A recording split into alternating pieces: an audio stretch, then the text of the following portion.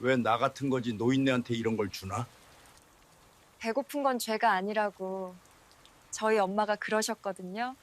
허름한 분식집 뒤편 한 노인이 비를 맞은 채 서 있었습니다. 거지 같은 행색의 노인을 모두가 피해가고 있었죠. 그때 분식집 안에서 한 여자가 뛰쳐나와 갓 만든 김밥 한 줄을 내밀었어요. 그녀는 전혀 알지 못했습니다. 눈앞에 노인이 노숙자의 모습으로 변장해 자신을 시험하러 온 대기업 회장이자 예비 시아버지라는 사실을요. 하지만 노인도 몰랐습니다. 이 여자가 건넨 김밥 한 줄이 자신의 70평생을 송두리째 뒤흔들어 놓을 줄은 말이죠. 사연 시작 전 구독과 좋아요를 눌러주시고 어디서 듣고 계신지 댓글 남겨주시면 그곳으로 행운이 가득 깃들기를 바라겠습니다. 한 초등학교 앞 골목이었습니다. 오후 2시 반 수업을 마친 노란 병아리 같은 아이들이 교문 밖으로 쏟아져 나오는 시간이었죠. 골목 한편에 자리 잡은 작은 분식집. 태양 분식에서는 28살 젊은 여자가 쉴 틈 없이 튀김판을 휘젓고 있었습니다. 이름은 이윤서. 또래 친구들은 예쁜 카페에서 셀카를 찍거나 취업 준비에 열을 올리거나 연애에 한창일 나이였습니다. 하지만 윤서의 손에는 세련된 핸드백 대신 무거운 국자가 들려 있었어요. 이마에 송글송글 맺힌 땀방울을 손등으로 훔치면서도 그녀의 목소리만큼은 밝았습니다. 얘들아, 천천히 와. 컵떡볶이 금방 나오니까 줄 서자. 기름 냄새가 잔뜩 배어있는 앞치마가 조금은 답답할 법도 한데 아이들을 바라보는 윤서의 눈매는 싱그럽기만 했습니다.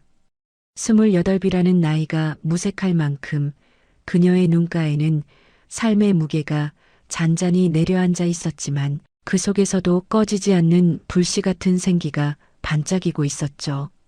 가게 안쪽 구석, 낡은 플라스틱 의자 위에서는 5살배기 사내아이가 혼자만의 놀이에 푹 빠져 있었습니다. 윤서의 아들 태양이었어요. 태양이는 엄마가 며칠 밤을 새워가며 바느질에서 만들어준 낡은 캔버스 가방을 꼭 껴안고 장난감 자동차를 굴리고 있었습니다. 가방 한 귀퉁이에는 비뚤비뚤한 솜씨로 우리 태양이 보물 가방이라는 자수가 놓여 있었죠. 윤서는 떡볶이를 저으면서도 틈틈이 아들을 힐끗힐끗 바라보았습니다. 그때마다 입가에 엷은 미소가 번졌어요. 비싼 브랜드 가방은 못해줘도 엄마의 온기가 담긴 이 가방이 아들의 등 뒤를 든든하게 지켜주길 바라는 마음이었습니다. 그렇게 평화로운 오후가 흘러가고 있었습니다. 그런데 그 평화가 깨지는 데는 단 3초도 걸리지 않았어요. 엄마, 나 공놀이 할래. 태양이가 갑자기 의자에서 벌떡 일어나더니 가게 밖으로 달려나갔습니다. 마침 다른 어린이집 하원 차량에서 내리는 친구를 발견한 거였어요. 태양이는 반갑게 손을 흔들며 친구를 향해 뛰어갔습니다. 그 순간 아이가 아끼던 노란 고무공이 손에서 빠져나가 도로 한복판으로 대굴대굴 굴러갔습니다. 공아, 기다려. 아이의 짧은 발걸음이 무작정 차도를 향했습니다. 5살짜리 아이에게 위험을 판단할 여유 따위는 없었어요. 오직 굴러가는 노란 공만이 온 세상의 전부였으니까요. 바로 그때였습니다. 코너를 돌아 나오던 검은색 세단 한 대가 무서운 속도로 돌진해 왔습니다. 기익. 비명 같은 타이어 마찰음이 좁은 골목을 찢어발겼습니다. 그 소리는 마치 누군가의 심장을 쥐어짜는 것처럼 날카롭고 처절했어요. 윤서는 생각할 겨를도 없었습니다. 몸이 먼저 움직였습니다. 손에 들고 있던 국자가 바닥에 떨어지는 소리도 들리지 않았어요. 가게 문을 박차고 나가는 순간 온 세상이 느리게 흘러가는 것만 같았습니다. 태양아. 목에서 터져나온 비명은 자신의 것인지도 몰랐습니다. 심장이 입 밖으로 튀어나올 것 같은 공포 속에서도 윤서의 몸은 본능적으로 아들을 향해 날아갔습니다. 엄마라는 이름이 가진 힘이었을까요?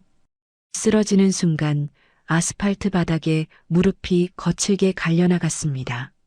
윤서는 이를 악물었습니다.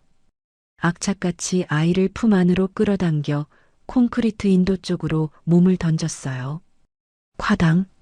둔탁한 소리와 함께 두 사람의 몸이 보도블록 위로 구르고 거대한 검은 차체는 아이가 서 있던 자리에서 불과 한 뼘도 안 되는 곳에 멈춰 섰습니다.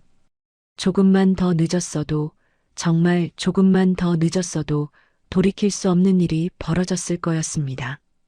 골목에는 지독한 타이어 타는 냄새만이 가득 찼습니다.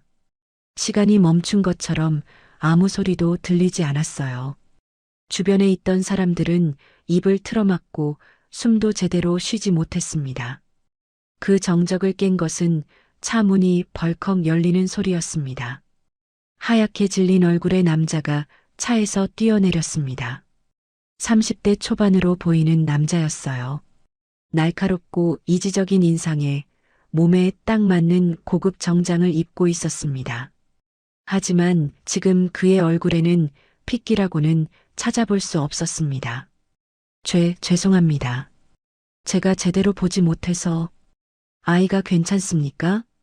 남자는 떨리는 손으로 아이의 상태를 살피며 연신 고개를 조아렸습니다. 당장이라도 멱살을 잡히거나 무서운 욕설이 터져 나올 거라 예상하며 그는 몸을 움츠렸습니다. 28 젊은 엄마가 피를 흘리며 쓰러져 있고 그 품에 안긴 아이는 겁에 질려 울먹이고 있었으니까요. 그런데 들려온 것은 예상과 전혀 다른 목소리였습니다. 태양아, 괜찮아? 겁먹지 마. 엄마 봐, 응? 윤서는 피가 철철 흐르는 제 무릎은 안중에도 없었습니다. 오직 품 안에서 부들부들 떨고 있는 아이의 등을 토닥이며 진정시키는 데만 집중했어요. 작고 여린 아이의 몸을 꼭 감싸 안은 채 나직하고 부드러운 목소리로 속삭였습니다. 괜찮아, 괜찮아. 엄마가 여기 있잖아. 다 괜찮아. 그리고 윤서는 고개를 들어 남자를 바라보았습니다. 앳된 얼굴에는 원망이나 분노 대신 오히려 상대방을 걱정하는 기운이 서려 있었어요. 많이 놀라셨죠? 남자는 그 말에 눈이 휘둥그레졌습니다. 네. 우리 아이가 공 잡으려고 갑자기 뛰어든 게 잘못이니까요. 보시다시피 애는 멀쩡해요. 정말 괜찮으니까 너무 걱정 마세요. 윤서는 힘겹게 몸을 일으키며 말을 이었습니다. 무릎에서는 여전히 선홍빛 피가 흘러내리고 있었지만 그녀는 그것을 아무렇지도 않다는 듯 손등으로 대충 훔쳤을 뿐이었어요. 남자는 그 자리에 숨이 멎은 듯 굳어버렸습니다. 그의 이름은 강진혁. 대한민국 유통업계 굴지의 대기업 한석그룹의 후계자였습니다. 수천억의 계약을 주무르며 수많은 사람들의 탐욕과 비굴함을 봐왔던 남자였어요. 돈 앞에서 비굴해지는 인간들, 권력 앞에서 아부하는 인간들, 그런 추악한 모습들을 지겹도록 봐왔습니다. 그런데 지금 눈앞에 이 여자는 대체 뭐란 말입니까? 당장이라도 소리를 지르고 욕을 퍼부어도 모자랄 판에 피를 흘리면서도 운전자를 걱정하다니요. 진혁은 멍하니 서서 윤서를 바라보았습니다. 자신의 상처보다 타인의 당혹감을 먼저 살피는 이 젊은 엄마의 눈빛은 진혁의 영혼, 깊숙한 곳에 경이로운 충격을 주었습니다. 어떻게 저런 상황에서 남을 먼저 걱정할 수 있는 거지? 진혁은 자신도 모르게 한 발짝 다가섰습니다. 윤서의 얼굴을 좀 더 자세히 보고 싶었어요. 수수한 차림의 고된 주방일로 거칠어진 손마디, 하지만 그 투명하고 맑은 눈빛만큼은 그 어떤 보석보다 빛나 보였습니다. 저기요. 병원에 가셔야 해요. 무릎이 많이 다치셨잖아요. 진혁의 목소리가 떨렸습니다. 평소 냉철하기로 소문난 그였지만 지금 이 순간만큼은 어쩔 줄을 몰랐어요. 윤서는 고개를 저었습니다. 괜찮아요.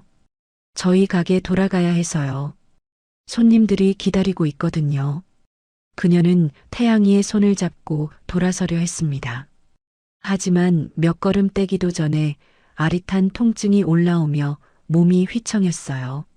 아드레날린이 빠져나가자 비로소 느껴지는 고통이었습니다. 진혁이 황급히 다가와 그녀의 가느다란 팔을 붙잡았습니다. 아니요, 제가 안 괜찮습니다. 진혁의 목소리에 간절함이 묻어났습니다. 제 눈앞에서 사람이 피를 흘리는데 어떻게 그냥 갑니까? 아이도 겉보기에만 멀쩡한 걸 수도 있어요. 제발요, 병원까지만 모셔다 드리게 해주세요. 윤서는 잠시 망설였습니다. 진혁의 눈을 올려다보았어요. 그 눈에는 진심이 담겨 있었습니다.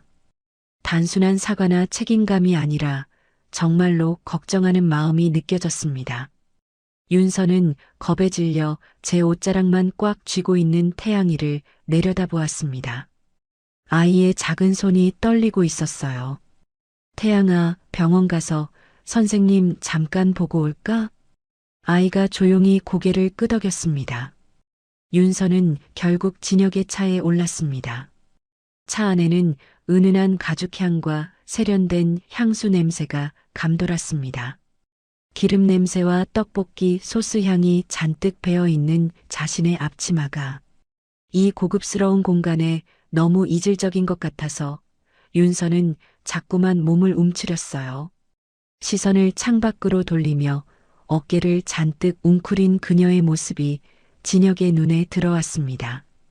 진혁은 핸들을 잡은 채 사이드 미러로 윤서를 힐끗 보았습니다. 작고 마른 체구, 고단함이 묻어나는 어깨선, 하지만 아이의 손을 꼭 잡고 있는 그 손길만큼은 세상 무엇보다 따뜻해 보였습니다. 진혁의 가슴 한구석에서 알 수 없는 감정이 꿈틀거리기 시작했습니다. 대체 저 여자는 누구일까? 어떻게 살아왔기에 저토록 담담하게 고통을 감당할 수 있는 걸까? 진혁은 그날 자신의 삶에 처음으로 진짜 질문을 던지게 되었습니다. 그리고 그것은 두 사람의 운명을 뒤바꿀 거대한 이야기의 시작이었습니다. 병원까지 가는 길은 그리 멀지 않았습니다. 하지만 윤서에게 그 시간은 마치 영원처럼 느껴졌어요. 고급 가죽 시트에서 풍기는 향기, 계기판에서 은은하게 빛나는 푸른 불빛, 그리고 창밖으로 스쳐 지나가는 낯선 거리 풍경까지 모든 것이 자신의 세계와는 너무나 동떨어진 것들이었습니다. 거의 다 왔어요. 조금만 더 가면 대학병원이에요. 진혁의 목소리가 조심스럽게 정적을 깼습니다. 윤서는 고개를 살짝 끄덕이며 창밖으로 시선을 돌렸어요.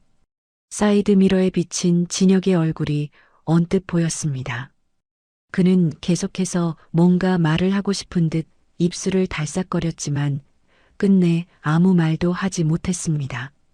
대학병원 응급실에 도착했을 때 윤서는 진혁의 부축을 받으며 차에서 내렸습니다.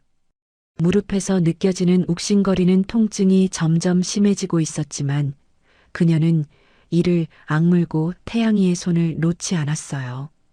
응급실의 백색광은 잔인할 정도로 차가웠습니다. 형광등 불빛이 쏟아지는 하얀 공간 속에서 윤서의 초라한 행색은 더욱 도드라져 보였습니다. 주변의 시선들이 느껴졌지만 윤서는 애써 모른 척했습니다. 지금 그녀에게 중요한 건 오직 태양이의 상태를 확인하는 것뿐이었으니까요. 진혁은 윤서를 대기 의자에 앉히고는 곧장 원무과로 달려갔습니다. 가장 빠른 검사로 부탁드립니다. 5살 아이가 교통사고를 당했어요. 겉으로는 멀쩡해 보여도 내상이 있을 수 있잖아요. 엑스레이든 뭐든 가능한 모든 검사를 다 해주세요. 진혁의 목소리에는 다급함이 묻어났습니다. 원무과 직원이 의아한 눈으로 그를 올려다보았어요. 양복 차림에 고급 시계를 찬 남자가 기름때 묻은 앞치마를 두른 여자와 아이를 데리고 와서 이렇게 애를 쓰는 모습이 흔한 광경은 아니었으니까요. 보호자 관계가 어떻게 되시나요? 그건 그냥 빨리 검사부터 해주세요. 비용은 제가 다 부담하겠습니다. 진혁이 지갑에서 카드를 꺼내려는 순간 뒤에서 윤서의 목소리가 들려왔습니다. 저기요. 진혁이 돌아보자 윤서가 절뚝거리며 다가오고 있었습니다. 한 손으로는 태양이의 손을 꼭 잡고 다른 손으로는 벽을 짚으며 힘겹게 걸어오는 모습이었어요. 그렇게까지 안 하셔도 돼요. 윤서의 목소리는 담담했지만 그 안에는 분명한 선이 그어져 있었습니다. 검사만 받아보고 이상 없으면 바로 갈 거예요. 이런 과한 대접은 솔직히 저한테 좀 불편해요. 진혁은 순간 할 말을 잃었습니다. 눈앞에 이 여자는 타인의 호의보다 자신의 형편을 먼저 생각할 만큼 일찍 철이 들어 있었어요. 아니, 어쩌면 철이 들 수밖에 없었던 것인지도 모릅니다. 진혁은 더 이상 고집을 부리지 못하고 고개를 끄덕였습니다. 알겠습니다. 그럼 기본 검사만이라도. 네, 그 정도면 충분해요. 감사합니다. 윤서는 담담하게 대답하고는 태양이를 데리고 접수 창구로 향했습니다. 진혁은 그런 그녀의 뒷모습을 물끄러미 바라보다가 복도 한편에 있는 플라스틱 의자에 털썩 주저앉았습니다. 시간이 얼마나 흘렀을까요? 진혁은 의자에 앉아 멍하니 응급실 풍경을 바라보고 있었습니다. 분주하게 오가는 의료진들, 환자를 실어 나르는 들것들, 그리고 걱정스러운 표정으로 서성이는 보호자들. 그 수많은 사람들 사이에서 진혁의 시선은 오직 한 곳에만 머물러 있었어요. 복도 저편, 처치실 앞 의자에 앉아 있는 윤서와 태양이었습니다. 윤서는 아들의 손을 꼭 맞잡은 채 눈을 지그시 감고 있었습니다.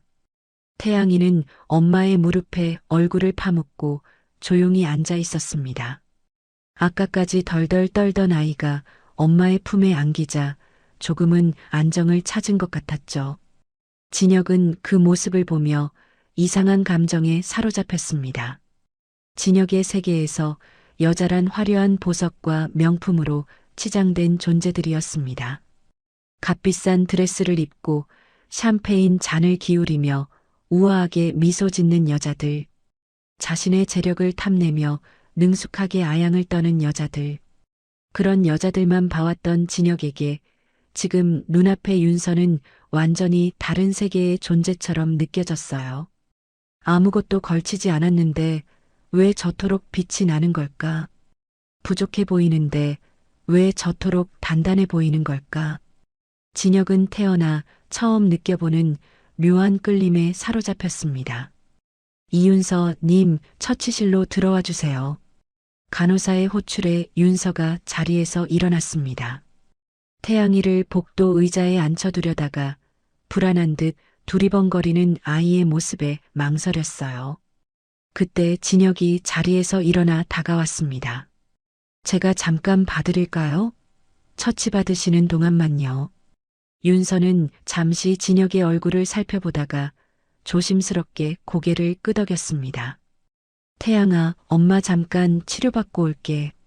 이 아저씨랑 여기 앉아서 기다려줄 수 있어? 응. 엄마 금방 와? 응, 금방 올게. 착하게 기다려. 윤서가 처치실로 들어가자 진혁은 어색하게 태양이 옆에 앉았습니다. 난생 처음 어린아이와 단둘이 남겨진 그는 뻣뻣하게 굳어서 어쩔 줄을 몰랐어요. 그런데 태양이가 먼저 말을 걸어왔습니다. 아저씨, 우리 엄마 많이 아파요? 작고 떨리는 목소리에 진혁의 가슴이 찌릿해졌습니다. 아니, 금방 나을 거야. 의사 선생님이 잘 치료해 주실 거니까 걱정하지 마. 근데 엄마 무릎에서 피가 많이 났잖아요. 나 때문에. 태양이의 눈에 눈물이 그렁그렁 맺혔습니다. 진혁은 당황해서 주머니를 뒤적거리다가 깨끗한 손수건을 꺼내 아이의 눈가를 조심스럽게 닦아주었어요. 태양이 잘못 아니야. 공을 쫓아간 건 어린아이라면 누구나 할 수 있는 일이야. 엄마는 태양이를 지키려고 한 거고 그건 엄마들이 원래 그런 거야. 알겠지? 태양이가 고개를 끄덕이며 손수건으로 눈물을 훔쳤습니다.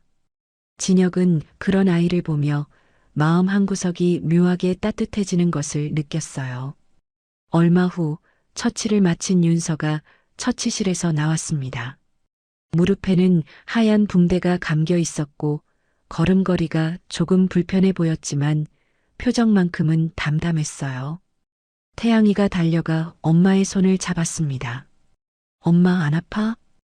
응, 하나도 안 아파. 우리 태양이가 잘 기다려줘서 금방 나았어. 윤서는 아이의 머리를 쓰다듬으며 부드럽게 웃었습니다. 진혁은 그 모습을 보며 또다시 가슴이 먹먹해졌어요. 이제 아이 검사 결과만 기다리면 됩니다. 저쪽 의자에서 기다리시죠. 세 사람은 복도 의자에 나란히 앉았습니다. 태양이는 엄마의 무릎에 머리를 기대고 금세 스르르 눈을 감았어요.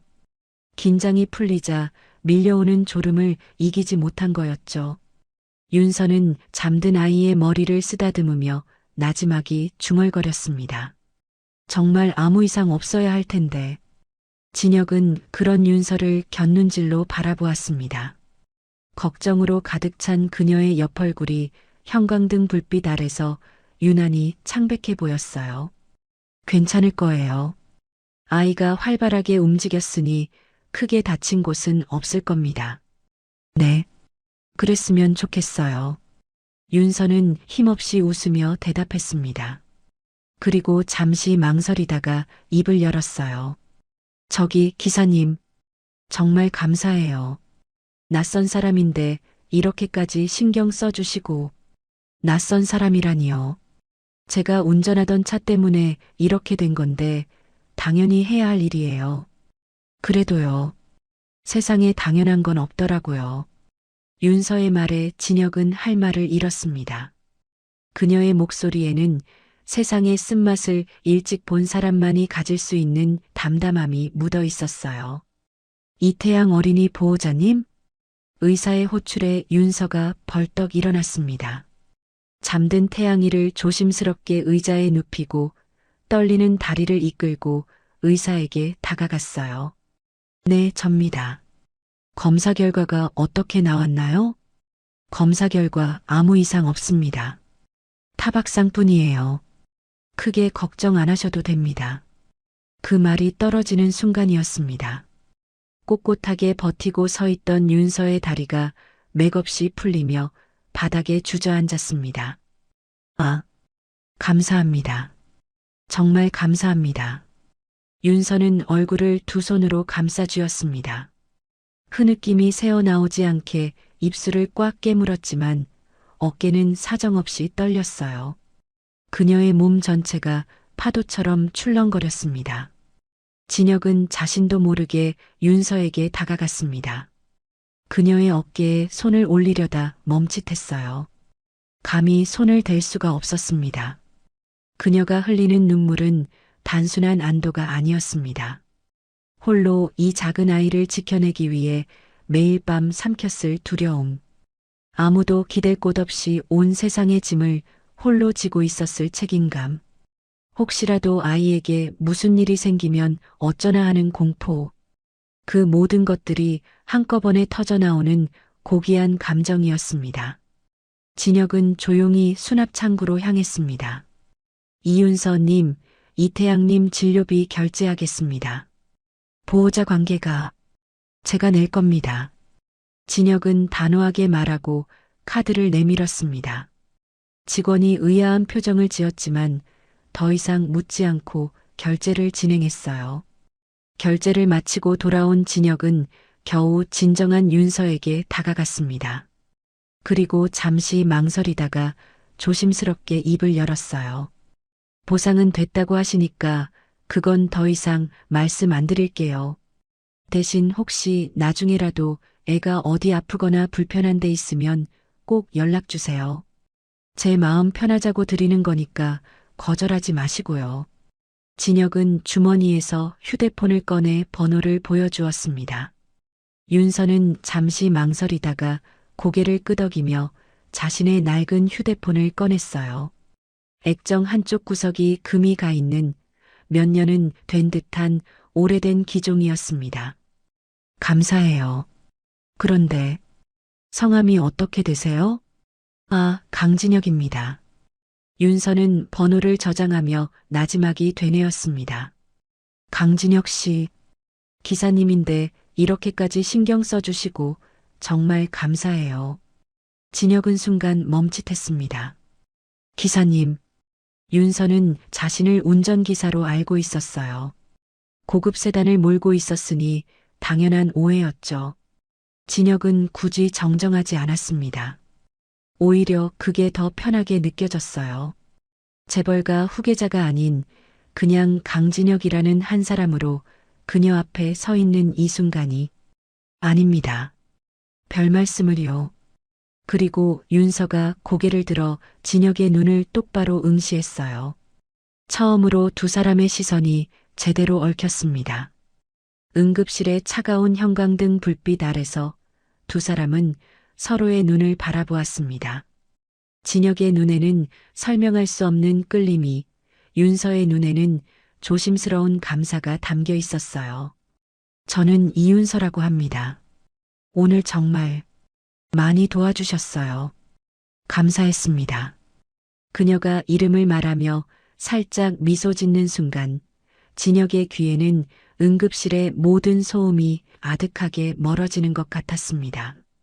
분주하게 오가는 사람들도 어디선가 들려오는 기계음도 모든 것이 흐릿해지고 오직 그녀의 목소리만이 또렷하게 들려왔어요.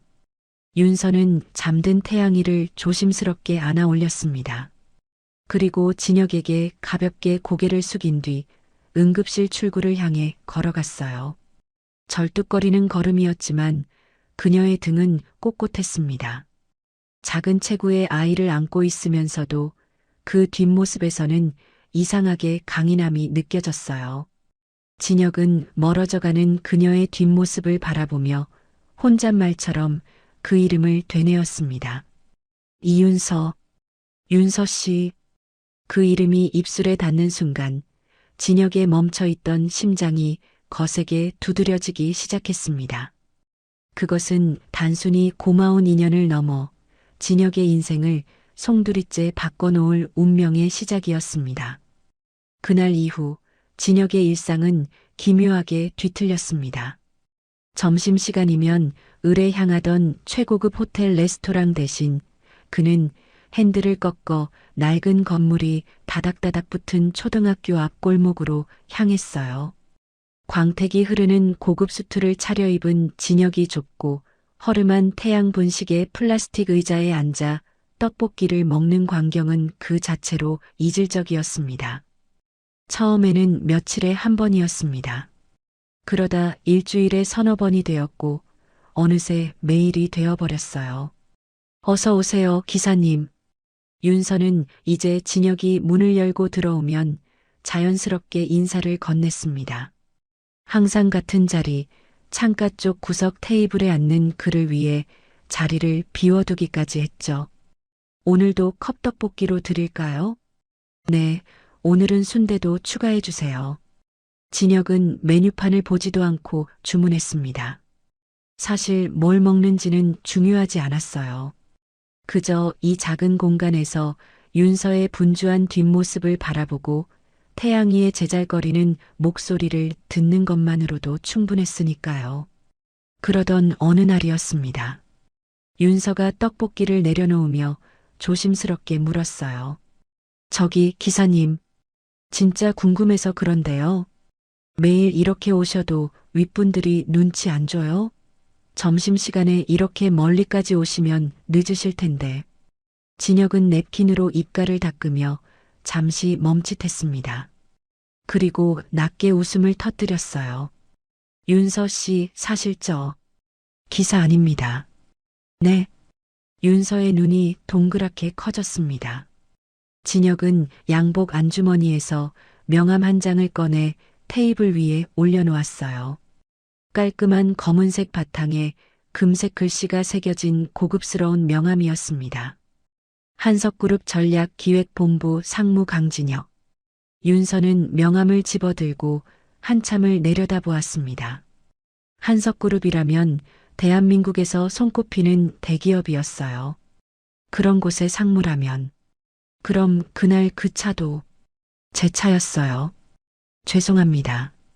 처음에 굳이 정정하지 않은 건 그냥 편하게 대해주시는 게 좋아서였어요. 윤서의 표정이 복잡하게 일그러졌습니다. 당혹감, 부끄러움, 그리고 알 수 없는 서운함이 뒤섞인 얼굴이었어요. 그러니까 이렇게 큰 회사 임원분이 매일 이런 허름한 분식집에 허름하다니요. 저한테는 서울에서 제일 맛있는 집인데요. 진혁이 진지하게 말했습니다. 그의 눈에는 거짓이 없었어요. 그리고 윤서 씨 부탁이 있어요. 앞으로 기사님 말고 그냥 진혁 씨라고 불러주시면 안 될까요? 윤서 씨한테는 그냥 편한 사람이고 싶어서요. 윤서의 볼이 발그레하게 달아올랐습니다. 진혁 씨라고 할게요.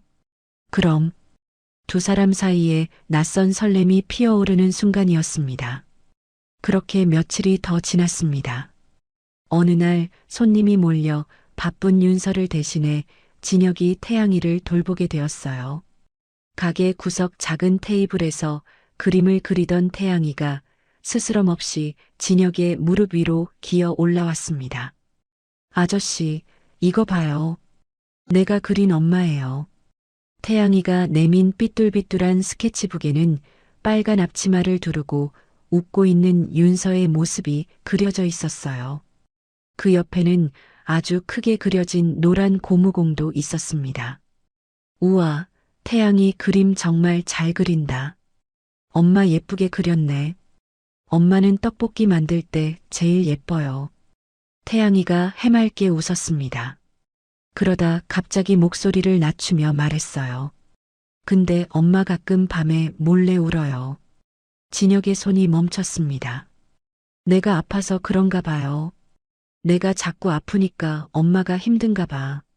5살 아이의 입에서 나온 뜻밖의 말에 진혁은 가슴 한구석이 찌릿해졌습니다.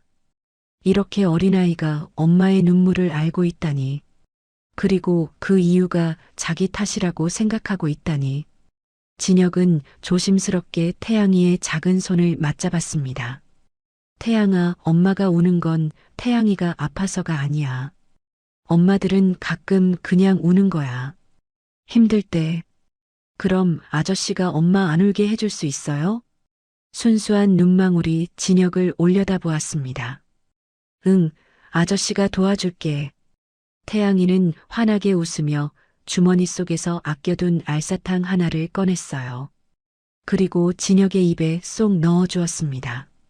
아저씨는 키도 크고 힘도 세 보이니까 우리 엄마 지켜주세요. 아이의 순수한 믿음 앞에 진혁은 자신이 가진 수천억의 자산보다 이 아이의 영웅이 되고 싶다는 강렬한 욕망을 느꼈습니다. 영업이 끝난 늦은 저녁이었습니다. 두 사람은 가게 앞 작은 테이블에 마주 앉아 있었어요. 태양이는 안쪽 방에서 이미 잠이 들었고 골목에는 고요한 정적만이 흐르고 있었습니다. 진혁은 태양이가 건네준 사탕 껍질을 만지작거리다 조심스럽게 질문을 던졌습니다. 윤서 씨, 태양이 아빠는 어떤 사람이었어요? 윤서의 손이 찻잔 위에서 멈췄습니다. 시선이 바닥으로 툭 떨어졌어요. 대학 신입생 때 만난 첫사랑이었어요. 윤서의 목소리는 담담했지만 그 안에는 오래된 상처가 묻어 있었습니다. 세상에서 제일 믿었는데 제가 임신한 걸 알자마자 도망갔어요. 그것도 제 이름으로 빚 보증까지 세워놓고요. 진혁의 미간이 굳어졌습니다. 처음엔 배신감에 죽고 싶었어요. 근데 태양이 얼굴 보니까 그럴 수가 없더라고요. 윤서가 쓸쓸하게 웃었습니다. 그냥 이 아이 지키는 게 제 인생의 전부가 됐어요. 윤서의 덤덤한 고백은 진혁의 가슴을 난도질했습니다. 그는 식탁 너머로 손을 뻗어 윤서의 거친 손등 위에 자신의 손을 포겠어요. 고생 많았습니다. 윤서 씨는 그 사람이 감당할 수 없을 만큼 너무 눈부신 사람이라 그 겁쟁이가 도망친 거예요. 당신 잘못 아닙니다. 진혁의 따뜻한 위로에 윤서는 참아왔던 숨을 길게 내뱉었습니다. 오랜만에 느껴보는 안도감이었어요. 가게를 나서는 길 예고 없는 소나기가 쏟아졌습니다. 처마 밑에서 잠든 태양이를 업고 곤란해하는 윤서에게 진혁은 망설임 없이 자신의 코트를 벗어 펼쳤어요. 비 많이 오는데 감기 걸리면 안 돼요. 자, 이쪽으로 들어와요. 좁은 코트 자락 안에서 세 사람의 숨소리가 가깝게 섞였습니다. 빗소리가 코트를 두드리는 요란한 정적 속에서 윤서가 떨리는 목소리로 물었어요. 왜 이렇게까지 잘해주시는 거예요? 저는 애 딸린 미혼모에 빚까지 있는 여자인데. 진혁은 빗물에 젖은 윤서의 맑은 눈을 똑바로 응시했습니다. 윤서 씨가 어떤 과거를 가졌든 상관없어요. 진혁의 목소리는 낮았지만 단단했습니다. 내가 보는 건 지금 내 앞에서 웃고 아이를 위해 모든 걸 내던지는 이윤서라는 사람이니까요. 당신들을 보고 있으면 내가 그동안 얼마나 가짜처럼 살았는지 깨닫게 돼요. 진혁은 잠시 말을 멈추고 잠든 태양이의 머리를 코트 자락으로 더 깊이 감싸 안았습니다. 그래서 그냥 여기 계속 있고 싶어집니다. 당신들 옆에. 그것은 단순한 호의가 아니었습니다. 한 여자의 인생과 아이의 미래까지 모두 책임지겠다는 묵직한 선언이었어요. 하지만 이 따뜻한 풍경 너머로 누군가의 서슬퍼런 시선이 두 사람을 향하고 있었습니다. 대한민국 유통업계 굴지의 대기업 한석그룹의 강석주 회장. 아들의 이상한 행적을 보고받은 그의 눈빛이 차갑게 빛나고 있었습니다. 한석그룹 본사 40층 회장실. 통유리 너머로 서울 시내가 발밑에 깔린 그곳에서 강석주 회장은 비서실장이 건넨 서류 봉투를 펼쳐보고 있었습니다. 봉투 안에는 사진 여러 장과 보고서가 들어 있었어요. 이게 전부인가? 네, 회장님. 상무님께서 최근 2달간 거의 매일 같은 장소를 방문하고 계십니다. 초등학교 앞 분식집입니다. 강 회장의 눈이 가늘어졌습니다.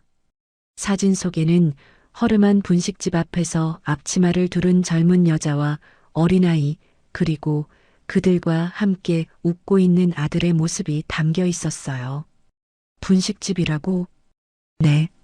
그리고 그 가게 주인은 28살 미혼모입니다. 5살 된 아들이 있는 것으로 파악했습니다. 강 회장의 미간이 깊게 찌푸려졌습니다. 미혼모, 5살 아들. 그의 귀에 들리는 단어들은 하나같이 불쾌한 것들 뿐이었어요. 그래서 우리 아들놈이 그 여자한테 빠진 거란 말이지? 그런 것으로 보입니다, 회장님. 강 회장은 사진을 책상 위에 던지듯 내려놓았습니다. 70평생을 살아오며 맨손으로 이 거대한 그룹을 일궈낸 그였어요. 그는 가난을 벌레보다 더 혐오했어요. 가난한 자들은 게으르거나 교활하거나 둘 중 하나라고 믿었습니다. 당장 강진혁 불러와. 비서실장이 고개를 숙이고 나가려는 순간 회장실 문이 열렸습니다. 아버님, 드릴 말씀이 있습니다. 진혁이었습니다. 그는 굳은 표정으로 아버지의 책상 앞까지 걸어왔어요. 마치 이 순간을 오래전부터 준비해온 사람처럼 그의 눈빛은 흔들림 없이 단단했습니다. 강 회장은 비서실장에게 눈짓을 보내 내보낸 뒤 차갑게 아들을 바라보았습니다. 마침 잘 왔다. 나도 내 놈한테 할 말이 있었어. 저부터 말씀드리겠습니다. 진혁은 양복 안주머니에서 사진 한 장을 꺼내 책상 위에 올려놓았습니다. 낡은 분식집 앞에서 윤서, 태양이와 함께 환하게 웃고 있는 자신의 모습이었어요. 결혼하려고 합니다. 순간 회장실의 공기가 얼어붙었습니다. 강 회장의 눈이 천천히 가늘어졌습니다. 그리고 낮고 위험한 목소리가 흘러나왔어요. 뭐라고? 이 여자와 결혼하겠습니다. 아이도 제가 키우겠습니다. 지금 제정신으로 하는 소리냐? 강 회장이 자리에서 벌떡 일어났습니다. 그의 목소리는 낮았지만 그 안에는 서슬퍼런 칼날이 숨겨져 있었어요. 대한민국 유통업계를 짊어질 놈이 어디 근본도 모르는 미혼모랑 살림을 차리겠다고? 그것도 남의 새끼까지 데리고? 아버님, 진혁의 목소리도 단호했습니다. 그 사람은 아버님이 생각하는 그런 천박한 사람이 아닙니다. 제가 평생 가져보지 못한 고귀함을 가진 사람이에요. 자기 몸이 피투성이가 되면서도 남을 먼저 걱정하고 당장 굶을 처지에서도 남의 배고픔을 먼저 걱정하는 사람입니다. 직접 보시면 아실 겁니다. 강 회장은 헛웃음을 터뜨렸습니다. 코웃음에 가까운 비웃음이었어요. 고귀함? 웃기는 소리 하고 있네. 강 회장이 책상을 돌아 아들 앞으로 다가왔습니다. 그의 눈빛은 얼음장처럼 차가웠어요. 가난한 것들이 파는 건 딱 하나다. 동정심. 불쌍한 척, 순수한 척, 그 값싼 연기로 돈 있는 놈들 꼬시는 거야. 내 놈은 지금 그 연기에 속고 있는 거라고. 아버님, 윤서 씨는 그런 사람이. 닥쳐. 강 회장의 호통에 진혁의 말이 끊겼습니다. 그 여자가 내 정체를 알고도 그렇게 순수하게 웃어줄 것 같으냐? 한석그룹 후계자라는 걸 알면 당장 눈빛이 달라질 거다. 내가 수십 년간 봐온 인간들이 다 그랬어. 돈 앞에서 안 무너지는 인간은 없어. 진혁은 입술을 꽉 깨물었습니다. 아버지의 말에 반박하고 싶었지만 그것이 아버지의 상처에서 비롯된 편견이라는 것도 알고 있었어요. 가난했던 시절 아버지가 얼마나 많은 사람들에게 무시당하고 배신당했는지 그 상처가 지금의 냉혹한 강석주 회장을 만들었다는 것을. 아버님, 제가 평생 아버님 뜻대로 살았습니다. 원하시는 학교, 원하시는 전공, 원하시는 자리 다 따랐어요. 하지만 이번만큼은 물러서지 않겠습니다. 진혁은 깊이 고개를 숙였습니다. 윤서 씨와 태양이를 지키겠습니다. 제발 허락해 주십시오. 강 회장은 한참 동안 아들을 내려다보았습니다. 그리고 차갑게 등을 돌렸어요. 나가라. 아버님, 나가라고 했다.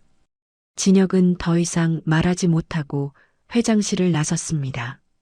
문이 닫히고 강 회장은 홀로 남아 창밖을 바라보았어요. 발밑으로 내려다 보이는 서울 시내. 저 아래 어딘가에 아들의 마음을 빼앗아간 여자가 있었습니다. 고귀함이라.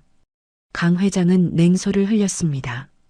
그리고 인터폰을 눌렀어요. 비서실장. 네, 회장님. 가장 낡은 점퍼 하나 가져와. 며칠은 씻지 않은 노숙자처럼 보여야 하니까. 전화기 너머로 당황한 기색이 느껴졌지만 비서실장은 곧 대답했습니다. 알겠습니다, 회장님. 강 회장은 아들이 말한 그 고귀함이 얼마나 허망한 것인지 직접 눈으로 확인하고 싶었어요. 돈 앞에 장사 없고 돈 앞에서 무너지지 않는 가난뱅이는 없다는 것이 그의 70평생 철칙이었으니까요. 한편 회장실을 나온 진혁은 무거운 발걸음으로 엘리베이터에 올랐습니다. 아버지의 차가운 눈빛이 계속 머릿속을 맴돌았어요. 하지만 그는 곧 마음을 다잡았습니다. 지금 가야 할 곳이 있었으니까요. 태양 분식에 도착했을 때 가게 안에서는 태양이가 진혁이 며칠 전 사준 장난감 자동차를 굴리며 놀고 있었습니다. 윤서는 밀가루 반죽을 치대느라 여념이 없었어요. 진혁 씨, 오늘은 일찍 왔네요. 윤서가 환하게 웃으며 인사했습니다. 하지만 곧 진혁의 표정이 심상치 않다는 걸 알아챘어요. 무슨 일 있었어요? 얼굴이 안 좋아 보여요. 진혁은 대답 대신 태양이에게 다가갔습니다. 그리고 아이를 번쩍 안아 올렸어요. 아저씨. 태양이가 반갑게 진혁의 목을 끌어안았습니다. 태양아, 아저씨가 약속했지? 엄마랑 태양이 지켜주겠다고. 응. 아저씨 힘 제일 세니까. 진혁은 아이의 머리를 쓸어넘기며 윤서를 바라보았습니다. 윤서는 반죽하던 손을 멈추고 진혁에게 다가왔어요. 진혁 씨, 진짜 무슨 일 있는 거죠? 말해줘요. 진혁은 차마 아버지를 만나고 왔다는 말을 하지 못했습니다. 대신 윤서의 밀가루 묻은 손을 꽉 잡았어요. 아무것도 아닙니다. 그냥 우리가 함께할 시간이 조금 더 험난할 수도 있다는 생각이 들어서요. 윤서의 눈빛이 흔들렸습니다. 험난하다니 그게 무슨... 그래도 나 믿어줄 수 있죠? 진혁의 눈이 간절하게 윤서를 바라보았습니다. 윤서는 직감적으로 깨달았어요. 이 사람이 짊어진 삶의 무게가 자신과는 비교도 안 될 만큼 거대하다는 것을, 한석그룹이라는 이름 뒤에 숨겨진 복잡한 것들이 있다는 것을. 윤서는 떨리는 손으로 진혁의 뺨을 어루만졌습니다. 믿어요. 진혁 씨가 뭘 짊어지고 있는지 다 몰라도 진혁 씨 마음은 진짜라는 거 알아요. 진혁은 윤서의 손을 자신의 뺨에 꼭 붙잡으며 눈을 감았습니다. 다음 날 한석그룹 회장 집무실. 강 회장은 거울 앞에 서 있었습니다. 억만금의 가치가 있는 최고급 정장을 벗어 던지고 시장통에서나 볼 법한 낡은 점퍼를 걸친 자신의 모습이 거울에 비쳤어요. 낡아서 올이 풀린 소매, 얼룩덜룩한 때, 자국, 구겨진 천. 모자를 깊게 눌러 쓰자 그의 모습은 완전히 달라져 있었습니다. 거울 속에서 수십 년 전 판자촌에서 멸시당하며 살던 자신의 옛 모습이 희미하게 겹쳐 보였습니다. 굶주림에 지쳐 쓰러졌던 날들, 돈이 없다는 이유로 사람 취급도 못 받던 시절, 강 회장은 이를 악물었어요. 가식적인 것. 강 회장은 거울 속 자신을 노려보며 중얼거렸습니다. 내가 우리 아들의 눈을 멀게 했느냐? 내 직접 그 가면을 벗겨주마. 내가 돈 앞에서 얼마나 추악해질 수 있는지 똑똑히 지켜보겠다. 강 회장은 발걸음을 옮기기 시작했습니다. 아들이 매일같이 드나든다는 그 작은 성역, 태양 분식을 향해서요. 재벌가의 수장이 노숙자의 탈을 쓰고 허름한 골목길로 스며드는 순간이었습니다. 두 사람의 사랑을 뒤흔들 거대한 폭풍이 이제 막 예고되고 있었습니다. 태양 분식 건너편 골목 어귀, 대한민국 유통업계를 호령하던 강석주 회장이 낡은 점퍼 소매에 손을 찔러 넣은 채 쪼그려 앉아 있었습니다. 며칠은 감지하는 듯 부스스한 머리카락이 모자 밑으로 삐져나와 있었고 때자국이 묻은 모자는 얼굴을 깊게 가리고 있었어요. 누구도 그를 한석그룹의 회장이라 의심치 않을 완벽한 노숙자의 몰골이었습니다. 강 회장의 눈은 사냥감을 노리는 맹수처럼 번뜩이며 가게 안을 응시하고 있었어요. 그래, 어디 얼마나 대단한 연기를 하나 보자. 강 회장은 속으로 중얼거렸습니다. 내 아들로 앞이 아닐 때도 그 천사 같은 얼굴이 유지되는지, 손님이 없을 때는 어떤 표정을 짓는지, 돈 없는 손님한테는 어떻게 구는지 다 지켜봐 주마. 점심시간이 지나자 가게 안이 한산해졌습니다. 강 회장은 윤서의 일거수일투족을 놓치지 않고 관찰했어요. 손님에게 거스름 돈을 줄 때 손가락을 슬쩍 속이지는 않는지, 손님의 행색에 따라 눈빛이 달라지지는 않는지, 비싼 옷을 입은 손님에게만 친절하게 구는 건 아닌지. 하지만 시간이 지날수록 강 회장의 미간은 묘하게 비틀렸습니다. 예상했던 여우 같은 속물의 모습은 어디에도 없었어요. 무거운 쟁반을 들고 분주히 움직이는 윤서의 뒷모습에서는 지독할 정도로 성실한 삶의 냄새만 났습니다. 허름한 차림의 노인에게도, 교복을 입은 학생에게도, 양복을 빼입은 직장인에게도 그녀의 미소는 한결같았어요. 맛있게 드세요. 천천히 드시고 가세요. 오늘 하루도 힘내세요. 윤서가 손님들에게 건네는 인사는 늘 똑같았습니다. 강 회장은 그녀의 표정에서 가식의 흔적을 찾으려 했지만 찾을 수가 없었어요. 그것이 오히려 그를 불편하게 만들었습니다. 연기를 잘하는 거야. 분명히 그럴 거야. 강 회장은 스스로를 다독이며 자리를 지켰습니다. 그때였습니다. 초등학생 서너 명이 우르르 가게 안으로 들이닥쳤어요. 낡은 체육복을 입은 아이들이었습니다. 아이들은 카운터 앞에 서서 주머니를 한참 뒤적거렸어요. 그리고 꼬깃꼬깃한 1,000원짜리 몇 장과 10원짜리 동전들을 카운터 위에 펼쳐놓았습니다. 강 회장은 눈을 가늘게 떴습니다. 저 돈으로는 떡볶이 1인분 값도 채 되지 않았어요. 사장님, 아이들 중 가장 나이가 많아 보이는 여자아이가 기죽은 목소리로 말했습니다. 저희 이거밖에 없는데 조금만 먹을 수 있을까요? 4명이서 나눠 먹을게요. 강 회장은 콧방귀를 쳤습니다. 저런 건 돌려보내야지. 장사가 뭔지 모르나. 저렇게 하다간 한 달도 못 가서 망할 거야.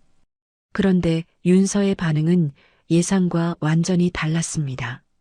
윤서는 행주를 내려놓고 환하게 웃었어요. 28, 청춘의 생기가 가득한 목소리가 가게 안을 울렸습니다. 아이고, 우리 단골들 왔네. 윤서가 카운터를 돌아 나와 아이들 앞에 쪼그려 앉았습니다. 오늘은 사장님이 기분이 너무 좋아서 골든벨 울리는 날이야. 알아? 골든벨이요? 아이들이 고개를 갸웃거렸어요. 응, 골든벨 울리는 날에는 사장님이 다 쏘는 거야.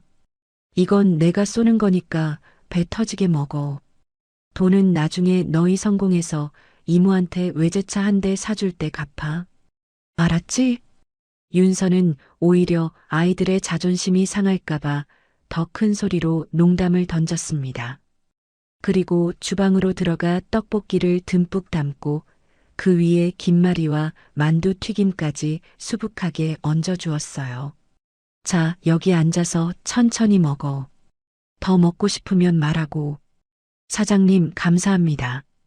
아이들이 환하게 웃으며 자리에 앉았습니다. 윤서는 아이들의 머리를 쓰다듬으며 부드럽게 웃었어요. 강 회장은 그 광경을 지켜보며 입가에 냉소를 걸었습니다. 장사가 아니라 자선 사업을 하고 있군. 그는 속으로 비웃었어요. 아들놈 눈에 들려고 평소에도 저런 가식적인 연출을 연습해온 건가. 저러다 망하면 우리 아들한테 손 벌릴 속셈이겠지. 전형적인 수법이야. 강 회장은 여전히 윤서의 선의를 투자라 치부하며 자리를 뜨려 했습니다. 오늘은 이 정도만 보면 됐다. 내일 다시 오면 되지. 그때였습니다. 하늘에서 갑자기 빗방울이 툭툭 떨어지기 시작했어요. 처음에는 가벼운 빗방울이었지만 순식간에 굵은 장대비로 변해버렸습니다. 강 회장은 비를 피하려 몸을 움츠리며 근처 가게 처마 밑으로 몸을 피했어요. 하지만 처마가 짧아 비를 완전히 막지는 못했습니다. 낡은 점퍼는 금세 빗물을 머금어 차갑게 식어갔어요.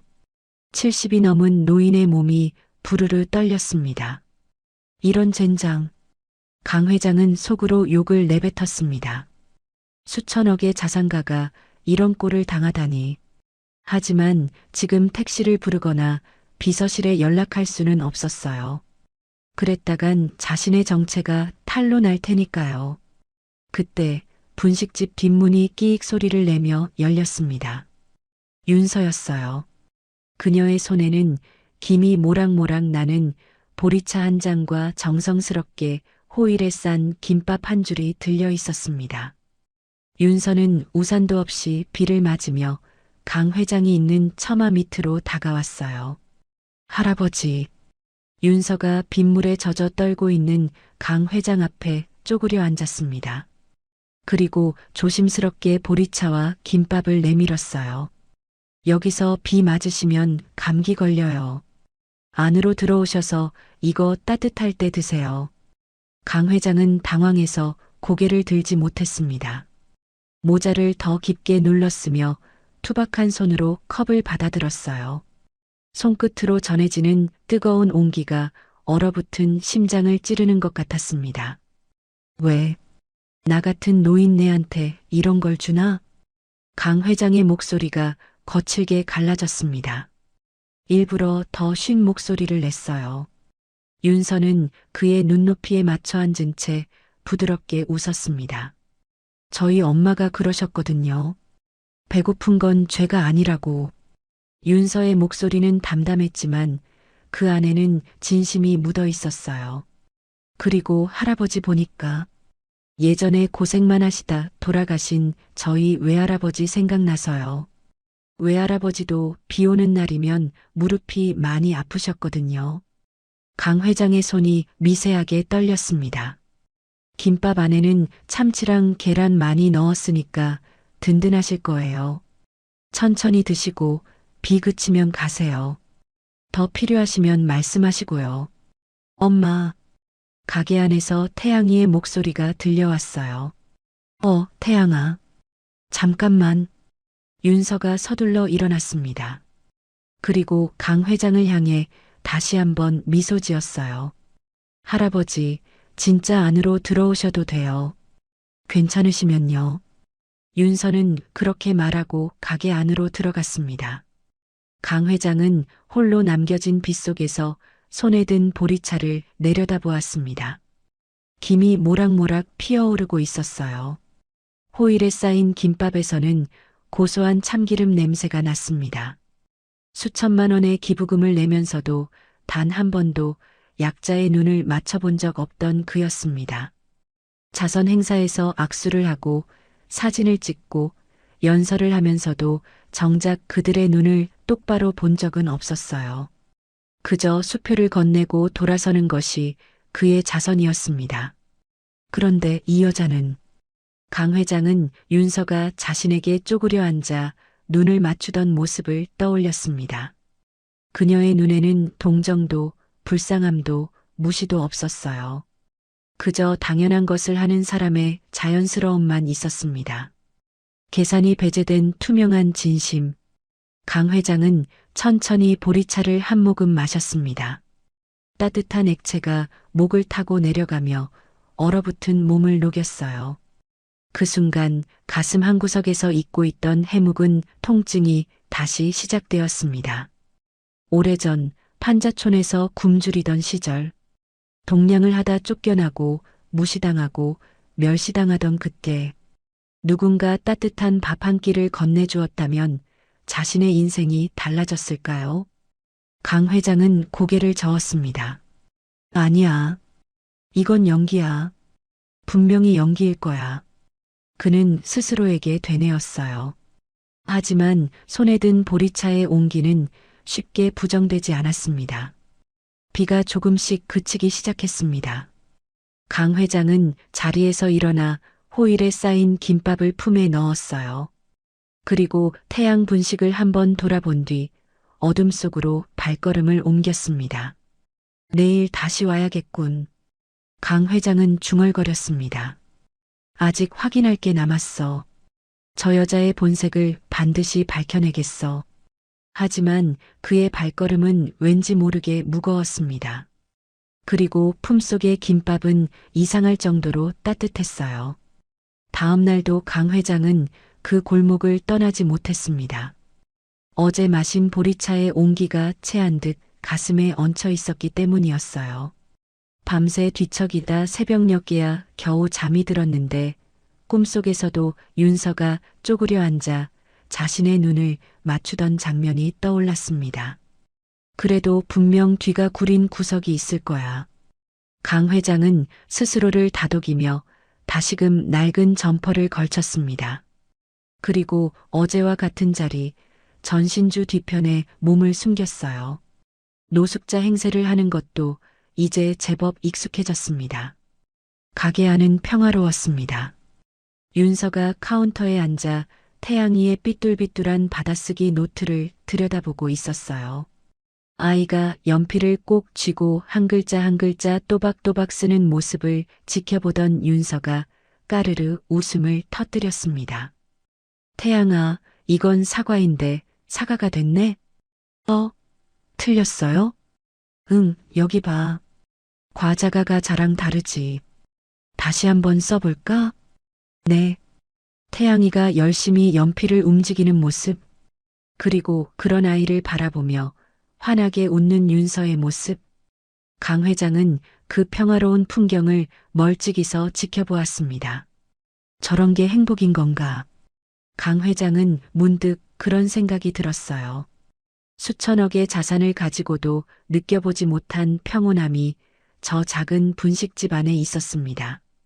돈으로 살 수 없는 것. 강 회장은 그것이 무엇인지 알 것 같으면서도 인정하고 싶지 않았어요. 그때였습니다. 골목 입구로 검은색 승합차 한 대가 거칠게 들이닥쳤어요. 타이어가 끼익 소리를 내며 급정거했고 차 문이 벌컥 열리더니 험상궂은 산에 셋이 뛰어내렸습니다. 문신이 목덜미까지 올라온 사내들이었어요. 한눈에 봐도 평범한 사람들이 아니었습니다. 강 회장의 눈이 가늘어졌습니다. 저놈들은 사내들이 거침없이 태양 분식의 문을 벌컥 열었습니다. 야, 이윤서, 너 여기 있는 거 다 안다. 쾅! 우두머리로 보이는 사내가 발길질 한 번에 테이블을 뒤집었어요. 아이들이 먹다 남은 떡볶이 그릇이 바닥에 나뒹굴며 빨간 양념이 사방으로 튀었습니다. 컵이 깨지고 젓가락이 굴러다니고 순식간에 가게 안이 난장판이 되었어요. 엄마, 놀란 태양이가 의자에서 뛰어내려 윤서의 다리를 붙잡았습니다. 아이의 몸이 나뭇잎처럼 떨리고 있었어요. 윤서의 얼굴이 하얗게 질렸습니다. 그녀는 본능적으로 아이를 자신의 등 뒤로 숨겼어요. 당신들 뭐야? 여기서 이러지 말고 나가요. 윤서가 떨리는 목소리로 외쳤습니다. 하지만 그녀의 목소리는 공포에 떨리고 있었어요. 사채업자 우두머리가 비열한 웃음을 지으며 서류 한 장을 흔들었습니다. 뭐긴 뭐야? 빚 받으러 왔지. 빚이라니 무슨. 내 전 남친 그 새끼 있잖아. 박준호인가 뭔가. 그놈이 내 이름으로 보증선거, 이자가 불어서 이젠 억 단이야. 윤서의 눈이 휘둥그레졌습니다. 억 단이요? 그게 무슨. 원금에 이자 붙고 이자에 이자 붙고 돈 굴리는 게 원래 그런 거야. 그 새끼는 튀었으니 내가 갚아야지. 보증인이 내 이름으로 되어 있잖아. 우두머리가 서류를 윤서의 얼굴 앞에 들이밀었어요. 윤서의 손이 부들부들 떨렸습니다. 대학 시절 사랑한다던 남자가 자신의 이름으로 몰래 빚 보증을 세우고 도망갔던 그 악몽이 다시 떠올랐어요. 돈 없으면 몸으로라도 때우든가 아니면 이 가게라도 당장 넘겨. 사내가 윤서의 어깨를 거칠게 밀쳤습니다. 윤서가 비틀거리며 뒤로 넘어질 뻔했어요. 안 돼. 태양이가 울음을 터뜨리며 엄마를 붙잡았습니다. 그 순간 윤서는 더 이상 버틸 수 없었습니다. 그녀는 사채업자들 앞에 무릎을 꿇었어요. 제발. 윤서의 목소리가 갈라졌습니다. 제발 아이 앞에서는 이러지 마세요. 제가 갚을게요. 밤새 알바를 해서라도 갚을 테니까 우리 태양이만은. 제발 겁주지 마세요. 자존심 같은 건 이미 안중에도 없었습니다.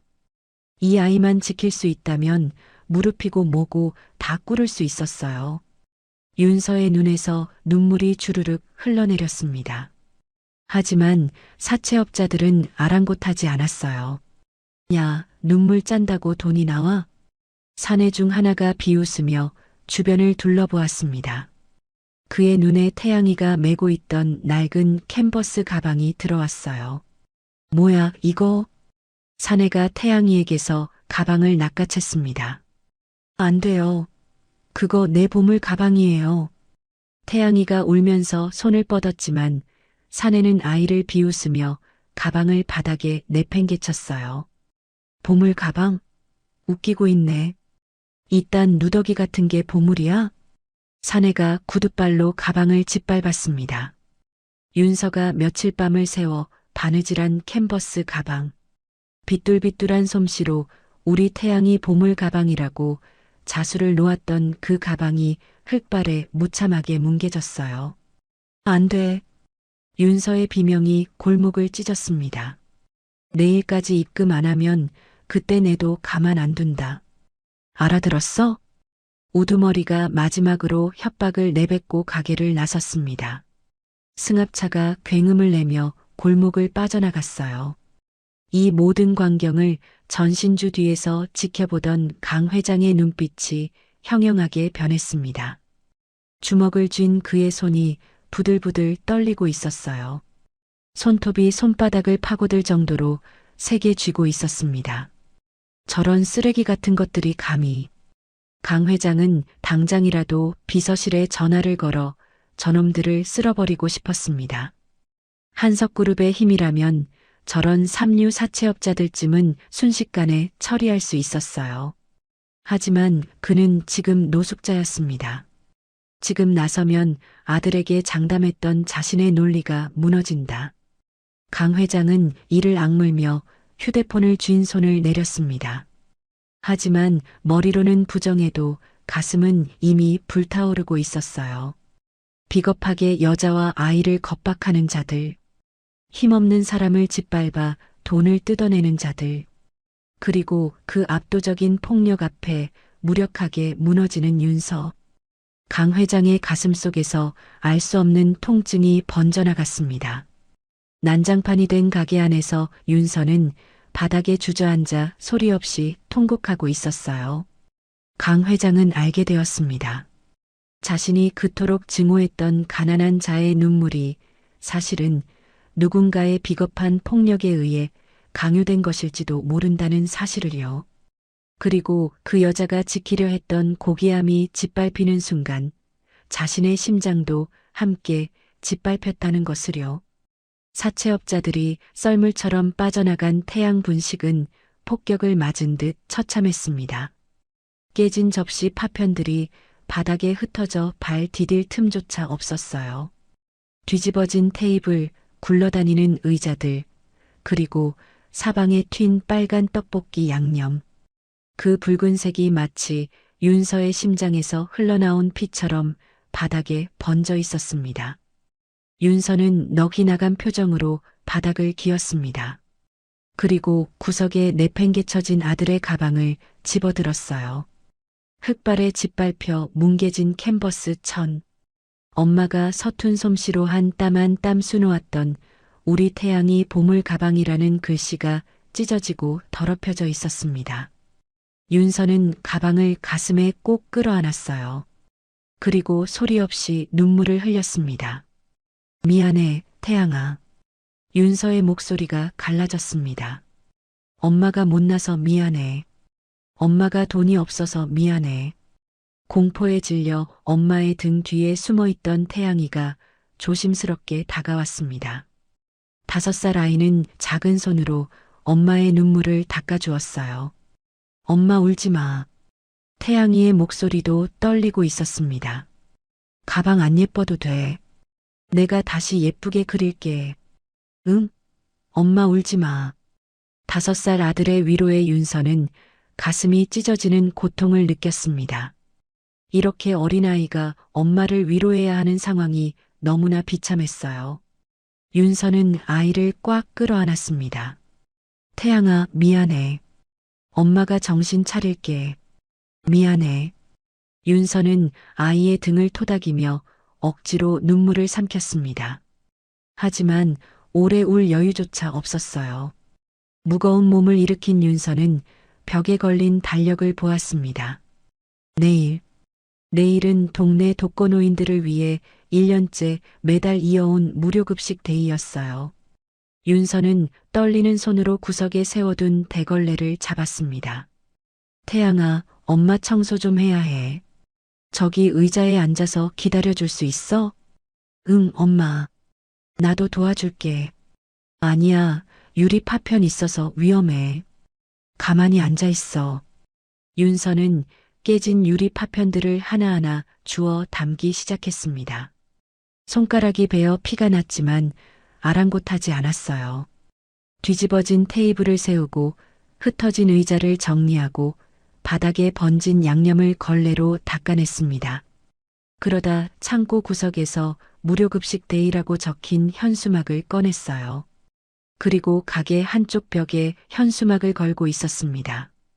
골목 끝에서 이 모든 과정을 지켜보던 강 회장은 도무지 이해할 수 없다는 표정으로 가게 안을 응시했어요. 내일이면 당장 길거리에 나앉게 생겼는데 저 여자는 대체 왜 저러고 있는 거지? 강 회장은 결국 참지 못하고 가게 안으로 발을 들여놓았습니다. 삐걱. 낡은 문이 열리는 소리에 윤서가 고개를 돌렸어요. 만신창이가 된 몰골이었지만 들어온 노인을 보자 서둘러 흐트러진 머리를 묶으며 억지 미소를 지었습니다. 아, 할아버지. 어제 잘 들어가셨어요? 윤서의 목소리는 여전히 밝았습니다. 눈가가 부어 있고 손가락에서 피가 나고 있으면서도 손님을 맞이하는 그녀의 태도는 변함이 없었어요. 지금 가게가 좀 엉망이라 잠시만 기다려주세요. 금방 자리 치울게요. 윤서의 그 말에 강 회장의 이성이 끊어졌습니다. 자네 제정신인가? 강 회장이 버럭 소리를 질렀어요. 윤서가 깜짝 놀라 손에 들고 있던 걸레를 떨어뜨렸습니다. 남의 빚 때문에 당장 죽게 생겼는데 내일 남들 밥 먹일 걱정을 한다고? 저 현수막은 뭔가? 무료급식? 자네 지금 상황 파악이 안 되나? 강 회장의 목소리가 가게 안을 울렸습니다. 이 미련한 사람아, 자네부터 살고 봐야 할 거 아냐? 당장 내일 사채업자 놈들이 다시 올 텐데 남 걱정할 데가 어디 있어? 윤서는 걸레질을 멈추고 강 회장을 가만히 바라보았습니다. 28배 앳된 얼굴에는 형용할 수 없는 깊은 슬픔이 서려 있었어요. 하지만 그 슬픔 속에서도 단단한 신념이 함께 빛나고 있었습니다. 할아버지, 저 미련한 거 맞아요. 윤서가 조용히 입을 열었습니다. 근데요, 기다리시는 할머니들이 계시거든요. 뭐? 폐지 줍느라 하루 종일 굶으시다가 한 달에 딱 한 번 여기서 따뜻한 국수 드시는 게 낙인분들이에요. 한 분은 혼자 사시는데 무릎이 안 좋아서 계단도 잘 못 오르세요. 또 한 분은 자식들한테 버림받으셔서 연락할 데도 없으세요. 윤서의 목소리가 잔잔하게 이어졌습니다. 그분들한테 이 국수 한 그릇이 얼마나 큰 건지 할아버지는 모르실 거예요. 제가 힘들다고 그분들 한 끼를 굶기면 제 마음이 더 지옥 같을 것 같아서요. 윤서가 쓸쓸하게 웃었습니다. 배고픈 서러움. 제가 잘 알거든요. 태양이 아빠한테 버림받고 빚더미에 앉아서 하루하루 굶으면서 살았던 적이 있어요. 그때 누군가 따뜻한 밥 한 끼 줬으면 얼마나 좋았을까 그 생각이 아직도 나요. 강 회장은 그 무모한 책임감 앞에 할 말을 잃었습니다. 효율과 이윤, 기브앤테이크, 받은 만큼 돌려주고 이익이 없으면 움직이지 않는다. 그것이 그의 70평생 인생 철칙이었어요. 하지만 눈앞에 이 여자는 그의 상식으로는 도저히 계산되지 않는 답을 내놓고 있었습니다. 빚에 쪼들리면서 남을 먹인다고? 당장 자기 밥도 없으면서 남 걱정을 한다고? 강 회장은 멍하니 서서 윤서를 바라보았습니다. 윤서는 다시 묵묵히 청소를 시작했어요. 오래된 현수막을 반듯하게 펴서 벽에 고정하고 깨진 그릇 파편을 쓸어 담고 바닥을 닦았습니다. 지칠 대로 지친 몸이었지만 그녀의 손은 멈추지 않았어요. 밤이 깊어지자 윤서는 겨우 태양이를 재웠습니다. 아이가 곤히 잠든 것을 확인한 뒤 윤서는 주방 구석에 홀로 앉았어요. 그녀의 저녁 식사는 태양이 남긴 식어버린 국물에 찬밥 한 덩이를 만 것이 전부였습니다. 불도 켜지 않은 어두운 주방에서 윤서는 조용히 밥을 떠먹었어요. 강 회장은 가게 밖 어둠 속에서 그 광경을 지켜보고 있었습니다. 저게 저 여자의 저녁이란 말인가. 강 회장의 가슴이 쿵 내려앉았어요. 자신은 항상 저녁에 최고급 한우와 산해진미로 차려진 밥상을 받았습니다. 먹다 남긴 음식은 쓰레기통으로 직행했죠. 하지만 눈앞의 여자는 남은 국물에 밥을 말아 저녁을 때우고 있었어요. 그리고 내일 저 여자는 그 가난한 몸으로 다른 가난한 사람들을 먹일 준비를 하고 있었습니다. 윤서가 식사를 마치고 주방으로 들어갔습니다. 그리고 내일 국수에 쓸 멸치를 다듬기 시작했어요. 작은 멸치의 내장을 하나하나 손으로 발라내며 윤서는 조용히 콧노래를 흥얼거렸습니다. 그 콧노래 소리가 어둠 속으로 새어나왔어요. 강 회장은 그 소리를 들으며 가슴이 찌릿하게 저려오는 것을 느꼈습니다. 수천억의 자산가인 나보다 사채 빚에 시달리면서도 멸치 육수를 우려내는 저 아이가 훨씬 더 거대한 부를 가진 것 같구나. 강 회장은 생전 처음으로 돈이 아닌 인간의 품격에 대해 깊은 의문에 빠졌습니다. 진짜 부자는 누구인가? 통장에 돈이 많은 사람인가 아니면 가진 것 없어도 나눌 줄 아는 사람인가? 강 회장은 평생 가난을 증오해 왔습니다. 가난은 무능의 증거이고 가난한 자들은 게으르거나 교활하다고 믿어왔어요. 그래서 돈을 모으고 권력을 쌓고 누구에게도 무시당하지 않는 위치에 올랐습니다. 하지만 지금 이 순간 그는 깨달았어요. 자신이 평생 쌓아온 것들이 저 작은 분식 집안에서 멸치를 다듬는 젊은 엄마의 마음 앞에서는 한없이 초라하다는 것을. 가난을 증오해 괴물이 된 노신사의 눈가에 뜨거운 눈물이 고여 흘러내리기 시작했습니다. 강 회장은 소리 없이 눈물을 훔치며 어둠 속에서 몸을 돌렸습니다. 그리고 무거운 발걸음을 옮기며 나지막이 중얼거렸어요. 내가 틀렸구나. 그 한마디는 70평생 쌓아온 그의 신념이 무너지는 소리였습니다. 다음 날 새벽, 강 회장은 밤새 잠을 이루지 못했습니다. 어둠 속에서 중얼거렸던 그 한마디가 계속 머릿속을 맴돌았어요. 내가 틀렸구나. 그 말을 내뱉는 순간 70평생 쌓아온 신념의 무너짐이라 생각했죠. 하지만 이상하게도 그것은 무너짐이 아니라 해방 같았어요. 무거운 짐을 내려놓은 것처럼 가슴 한구석이 후련해지는 느낌이었습니다. 날이 밝자 강 회장은 다시 그 골목으로 발걸음을 옮겼습니다. 오늘은 무료급식 데이. 그 미련한 여자가 빚더미에 앉아서도 남을 먹이겠다던 그날이었어요.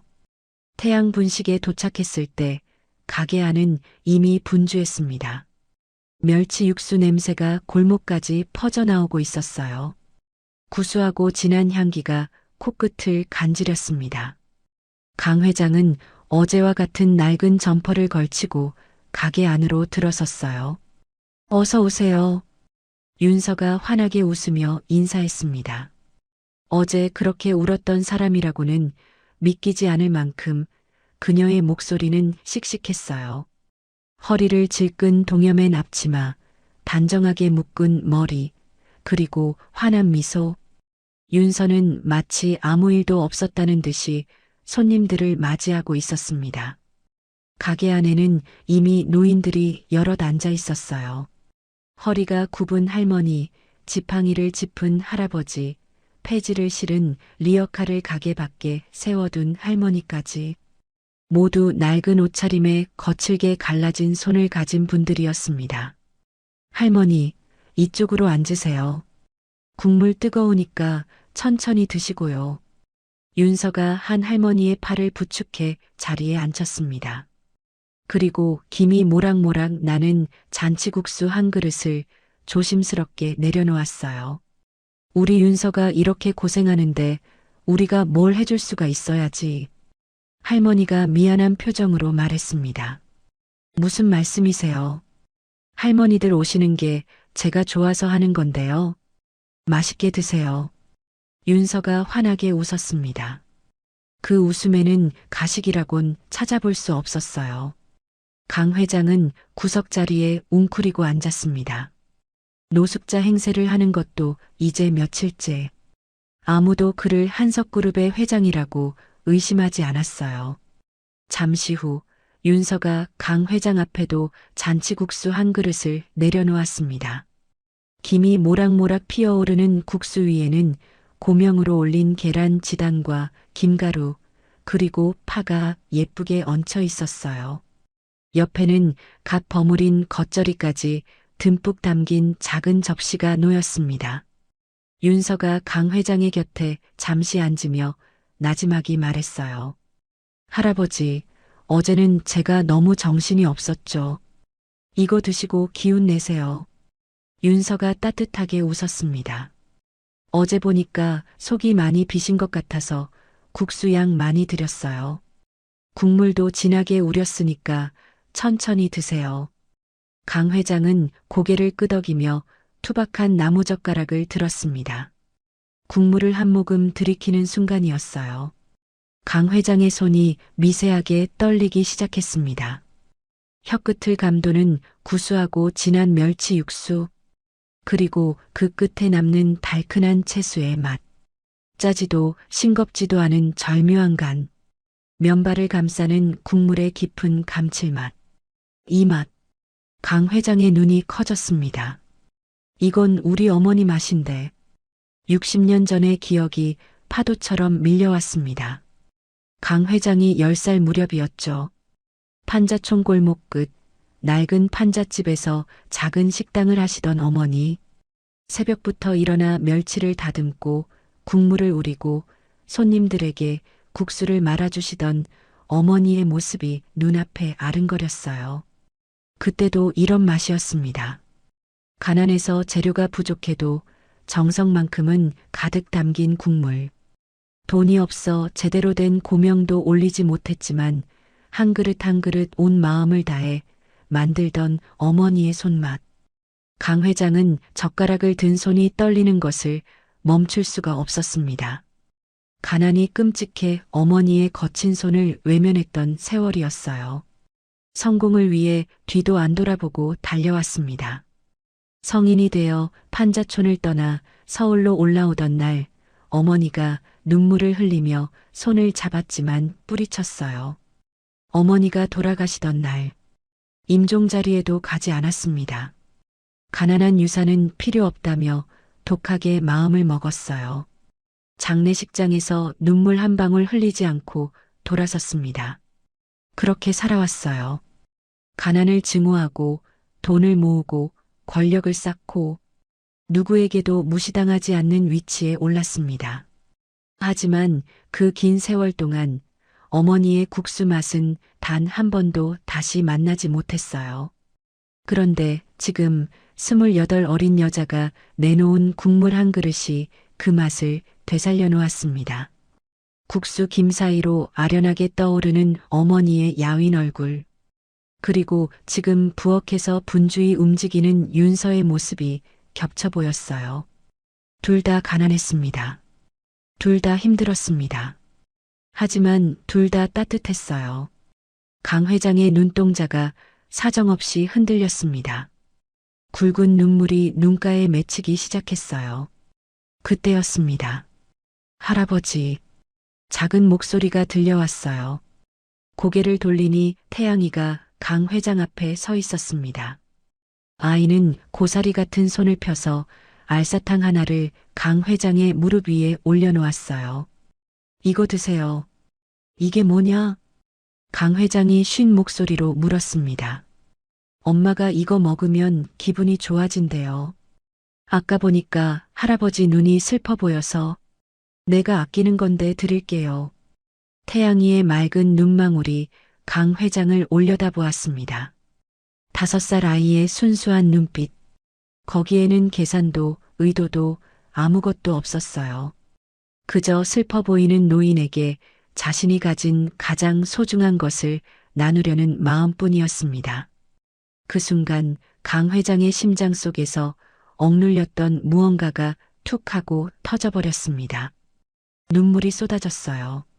70의 노신사는 차마 아이를 품에 안지도 못한 채 고개를 푹 숙였습니다. 어깨가 들썩거리며 흐느낌이 새어나왔어요. 미안하다. 강 회장이 웅얼거렸습니다. 미안해. 누구에게 하는 사과인지 알 수 없었어요. 뿌리치고 온 어머니에게인지 아니면 며칠 동안 감시하고 의심했던 윤서에게인지 아니면 결혼을 반대했던 아들에게인지 어쩌면 그 모두에게였는지도 모릅니다. 굵은 눈물이 국수 그릇 위로 툭툭 떨어졌습니다. 국물 위에 동그란 파문이 퍼져나갔어요. 가난은 혐오해야 할 악이 아니라 그저 온기로 채워야 할 빈자리였음을 그는 70이 다 돼서야 깨달았습니다. 한참을 울고 난 뒤 강 회장은 떨리는 손으로 바지 깊숙한 곳에서 휴대폰을 꺼냈습니다. 그는 더 이상 관찰자가 아니었어요. 윤서의 고통은 곧 자신의 어머니가 겪었던 고통이었습니다. 태양이의 눈물은 자신의 어린 시절 상처였어요. 더 이상 지켜만 볼 수 없었습니다. 강 회장은 가게 밖으로 나왔습니다. 그리고 비서실장에게 전화를 걸었어요. 나다. 낮은 목소리였지만 그 안에는 대한민국 유통업계를 평정했던 회장의 압도적인 위엄이 서려 있었습니다. 지금 당장 이윤서라는 사람 이름으로 된 빚 전부 확인해라. 원금이든 이자든 전부 다 갚아버려. 전화기 너머로 비서실장의 당황한 기색이 느껴졌지만 강 회장은 아랑곳하지 않았어요. 그리고 어제 이 동네 분식집 쑥대밭으로 만든 사채업자 놈들 있다. 그놈들 신원 파악해서 다시는 이 동네 근처에 발도 못 붙이게 해. 알겠나? 알겠습니다, 회장님. 전화를 끊은 강 회장은 비로소 깊은 숨을 내뱉었습니다. 평생 누군가를 짓밟고 일어서는 데만 써왔던 권력이었어요. 경쟁자를 무너뜨리고 적을 제거하고 자신의 제국을 키우는 데만 사용했던 힘이었습니다. 하지만 오늘 처음으로 그 권력을 누군가를 지키는 데 사용했습니다. 강 회장은 다시 가게 안을 들여다보았어요. 윤서가 여전히 노인들에게 국수를 나르며 환하게 웃고 있었습니다. 태양이가 할머니들 사이를 뛰어다니며 제잘거리고 있었어요. 강 회장은 모자를 깊게 눌렀으며 조용히 은조렸습니다. 진혁이 이놈. 나보다 훨씬 나은 놈이었구나. 그의 입가에 쓸쓸한 미소가 번졌습니다. 아들이 처음부터 옳았어요. 저 여자는 진짜였습니다. 가식도 계산도 연기도 없는 진짜 사람이었어요. 강 회장은 무거운 발걸음을 옮기며 골목을 빠져나갔습니다. 이제 아들에게 할 말이 생겼어요. 평생 처음으로 아들에게 사과해야 할 것 같았습니다. 며칠 후 진혁의 휴대폰이 울렸습니다. 화면에 뜬 이름은 아버지. 진혁은 잠시 멈칫했어요. 결혼을 반대하며 냉랭하게 돌아서던 아버지의 모습이 떠올랐기 때문이었습니다. 하지만 전화를 받지 않을 수는 없었어요. 네, 아버지. 진혁아. 아버지의 목소리가 평소와 달랐습니다. 차갑고 날카롭던 그 목소리가 어딘가 부드러워져 있었어요. 그 여자, 윤서라고 했나? 한번 데려와라. 네. 진혁은 자신의 귀를 의심했습니다. 데려오라고. 내가 직접 만나봐야겠다. 아버지, 그게 무슨. 말 많이 하지 말고 그냥 데려와. 주말에 집으로. 전화가 끊겼습니다. 진혁은 한참 동안 휴대폰을 들여다보았어요. 아버지가 변했다. 그것도 완전히. 무슨 일이 있었는지는 모르지만 그 차갑던 목소리에서 따뜻함이 느껴졌습니다. 진혁은 곧장 태양 분식으로 달려갔어요. 윤서 씨. 가게 문을 열며 들어서는 진혁의 얼굴에는 환한 미소가 번져 있었습니다. 무슨 일이에요? 왜 이렇게 급하게? 아버지가 만나자고 하셨어요. 윤서 씨를 데려오래요. 윤서의 얼굴이 하얗게 질렸습니다. 저를요? 네.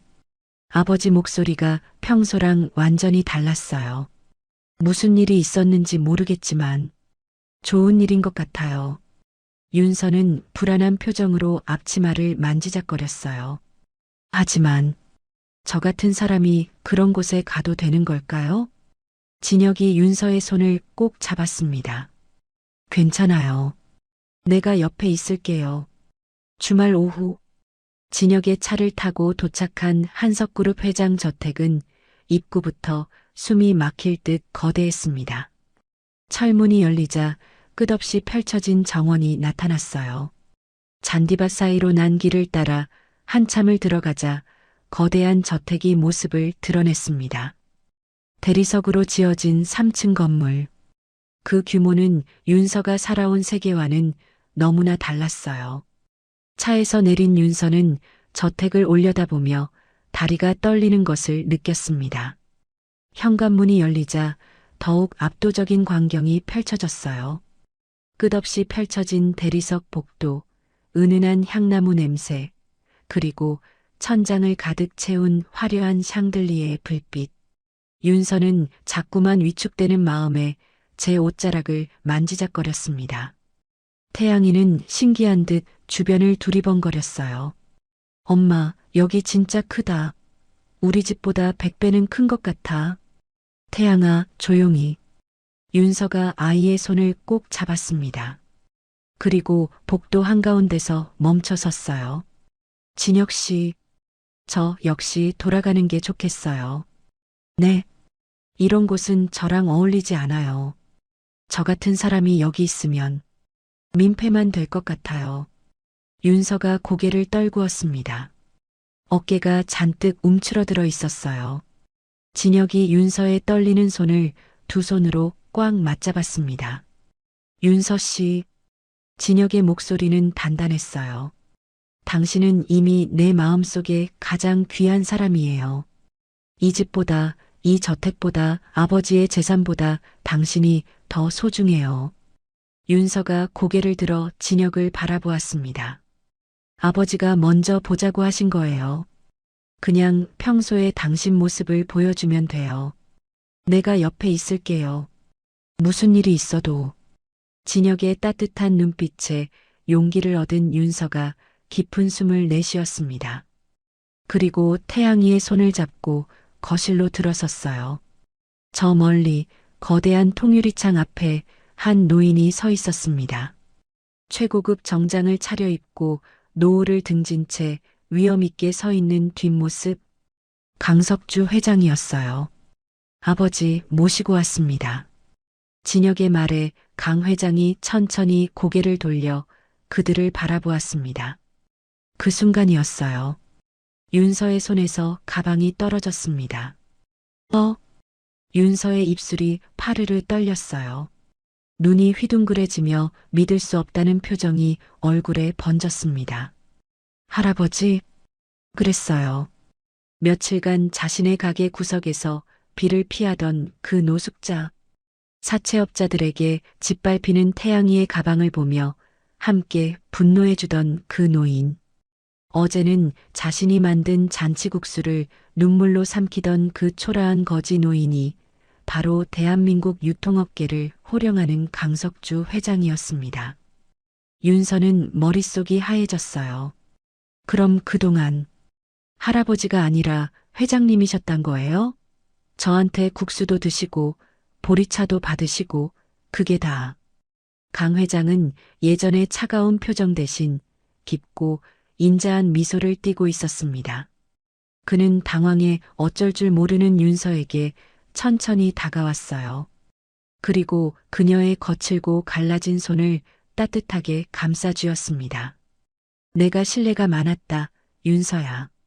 강 회장의 목소리가 낮게 울렸어요.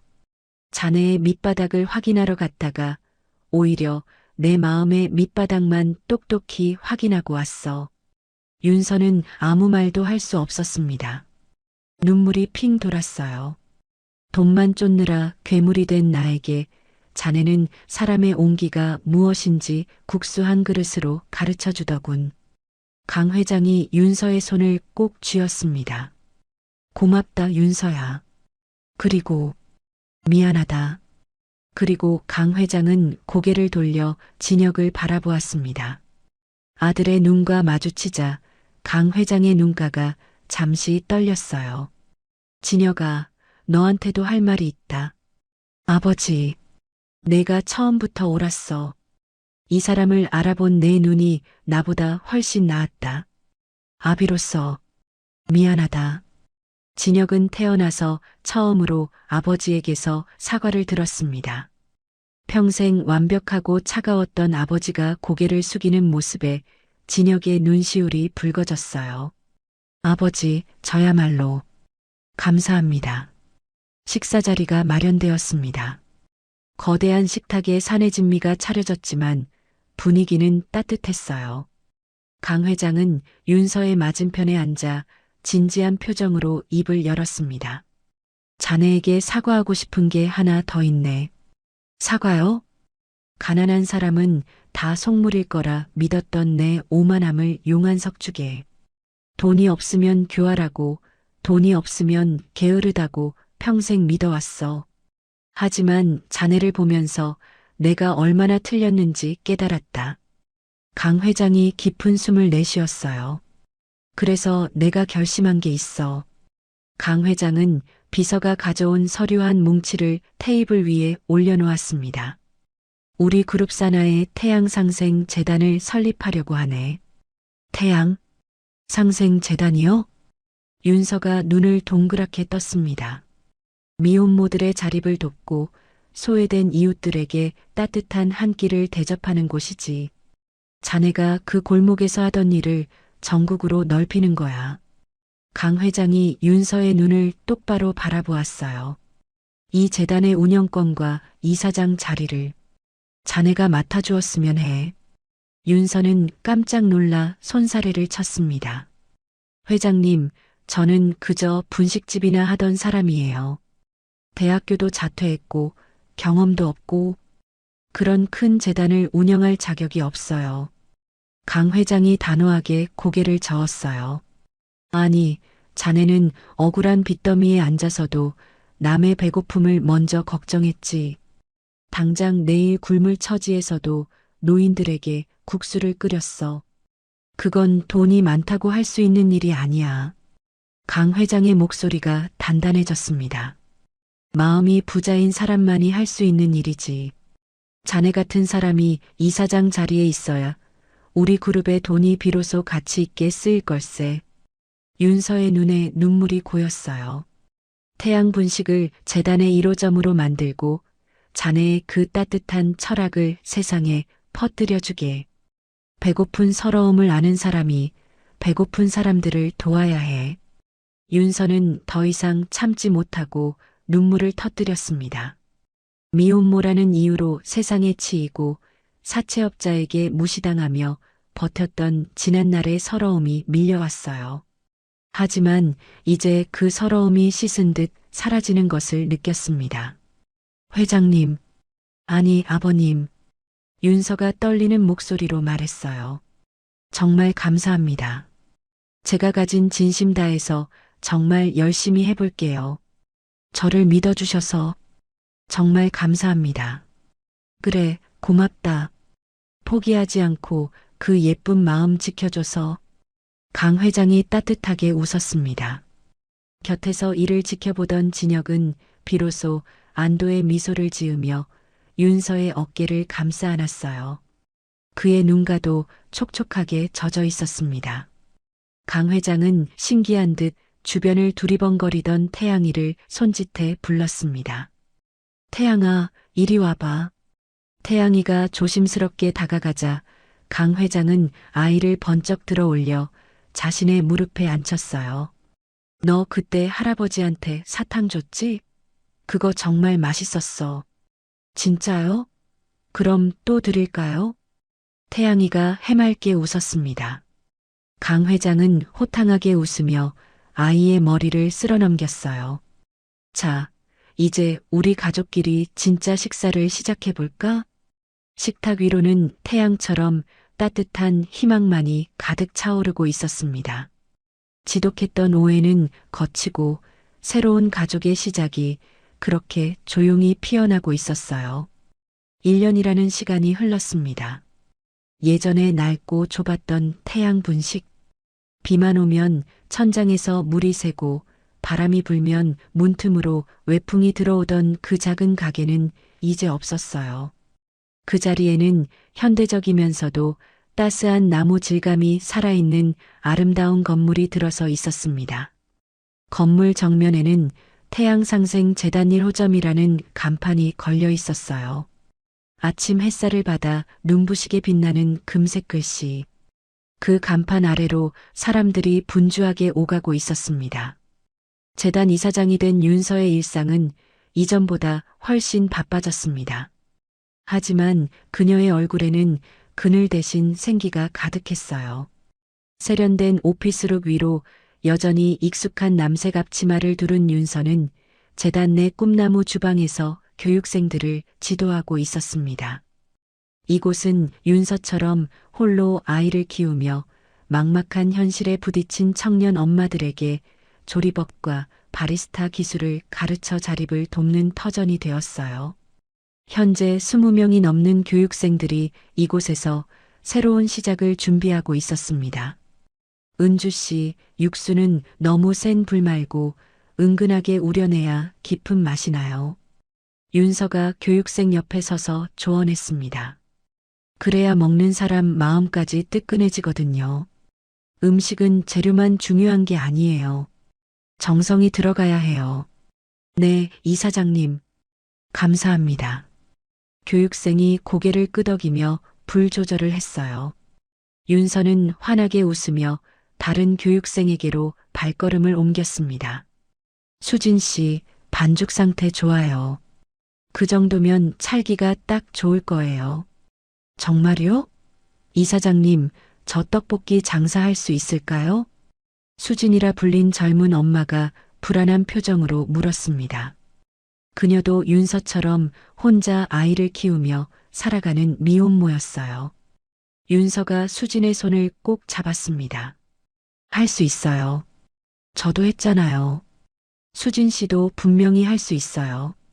윤서는 이제 단순히 떡볶이를 파는 장사꾼이 아니었습니다. 누군가의 삶에 희망의 불씨를 지피는 든든한 멘토가 되어 있었어요. 점심시간이 가까워지자 익숙한 검은색 세단이 재단 앞에 멈췄습니다. 문이 열리고 정장 차림의 진혁이 내렸어요. 한석그룹 전략기획본부 부사장이 되었죠. 하지만 그는 퇴근길도 아닌데 점심시간마다 이곳에 들렀습니다. 이사장님, 오늘 설거지는 제가 맡겠습니다. 진혁이 너스레를 떨며 주방으로 들어왔어요. 그리고 옷걸이에 걸린 앞치마를 집어 허리에 둘렀습니다. 교육생들 사이에서 킥킥거리는 웃음이 터져 나왔어요. 부사장님이 또 오셨네. 저분 진짜 매일 오시는 거 아니에요? 이사장님이랑 결혼한다면서요? 수군거리는 소리에 윤서의 볼이 발그레해졌습니다. 진혁은 아랑곳하지 않고 고무장갑을 끼며 말했어요. 자, 그릇 다 가져오세요. 한석그룹 후계자의 설거지 실력 보여드리겠습니다. 한석그룹의 후계자가 분식집 주방에서 고무장갑을 끼고 설거지를 하는 모습, 그것은 이제 이 동네의 명물이 되어 있었습니다. 잠시 후 재단 입구로 최고급 승용차 한 대가 들어섰어요. 문이 열리고 최고급 정장을 차려입은 강석주 회장이 내렸습니다. 7순이 넘은 노신사는 위엄 있게 지팡이를 짚고 걸어왔어요. 하지만 그의 손에는 서류 가방 대신 알록달록한 유치원 가방이 들려 있었습니다. 할아버지, 건물 안에서 태양이가 뛰어나왔어요. 이제 6살이 된 아이는 할아버지에게 달려가 안겼습니다. 오늘 유치원에서 공룡 그렸어요. 티라노사우루스요. 태양이가 품에서 종이를 꺼내 흔들었어요. 강 회장은 호탕하게 웃으며 아이를 번쩍 안아 올렸습니다. 허허, 우리 강태양, 어디 할아버지한테 보여줘봐라. 강 회장은 태양이의 그림을 찬찬히 들여다보았어요. 오, 이거 아주 잘 그렸구나. 이빨이 무섭게 생겼어. 할아버지보다 더 무섭네. 할아버지는 안 무서워요. 할아버지는 착해요. 태양이가 해맑게 웃었습니다. 강 회장의 눈가에 주름이 깊게 패이며 미소가 번졌어요. 자, 오늘은 국수 맛이 어떤지 내가 검수 좀 해야겠구나. 우리 며느리가 끓인 국수가 여전히 최고인지 확인해 봐야지. 강 회장은 재단의 명예시식관을 자처하며 매일 이곳에 들렀습니다. 독거노인들과 나란히 앉아 국수를 먹고 두런두런 이야기를 나누는 것이 그의 일과가 되었어요. 가난을 증오해 스스로를 고립시켰던 노신사는 이제 사람 냄새 나는 이 작은 재단에서 인생의 진짜 황혼을 즐기고 있었습니다. 그리고 햇살이 유독 찬란했던 어느 주말, 한석그룹 저택 정원에서는 세상에서 가장 아름답고 소박한 결혼식이 열렸습니다. 화려한 호텔 예식장 대신 태양이와 강 회장이 함께 정성을 들여 가꾼 정원이 식장이 되었어요. 수만 송이의 꽃들이 만발한 정원. 온갖 꽃들이 햇살 아래 눈부시게 빛나고 있었습니다.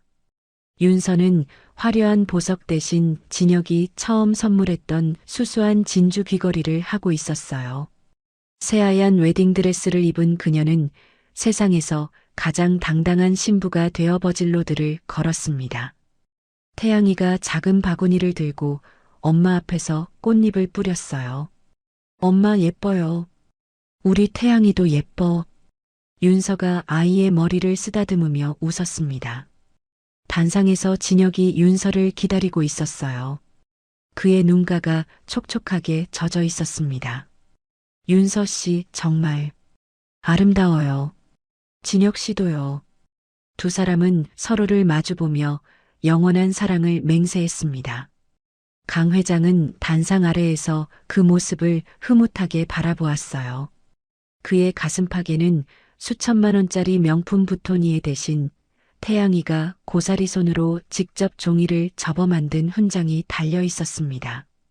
세상에서 제일 멋진 할아버지라고 삐뚤빼뚤 적힌 종이 훈장. 강 회장은 그것이 어떤 보석보다 자랑스러웠어요. 축사 시간이 되었습니다. 강 회장이 천천히 단상으로 올라갔어요. 마이크 앞에 선 그는 잠시 말을 잇지 못했습니다. 감정이 북받쳐 올랐기 때문이었어요. 윤서야. 강 회장이 며느리를 바라보며 입을 열었습니다. 내 아들 곁에 와줘서 고맙다. 그리고 강 회장의 목소리가 떨렸어요. 내 굳어버린 심장을 다시 뛰게 해줘서 정말 고맙구나. 자네가 끓여준 국수 한 그릇이 내 70평생의 편견을 깨뜨려줬어. 자네 덕분에 나는 돈보다 소중한 게 무엇인지 알게 됐다. 윤서는 결국 참았던 기쁨의 눈물을 흘렸습니다. 진혁이 윤서 곁으로 다가와 그녀의 눈물을 닦아주었어요. 그리고 나지막이 속삭였습니다.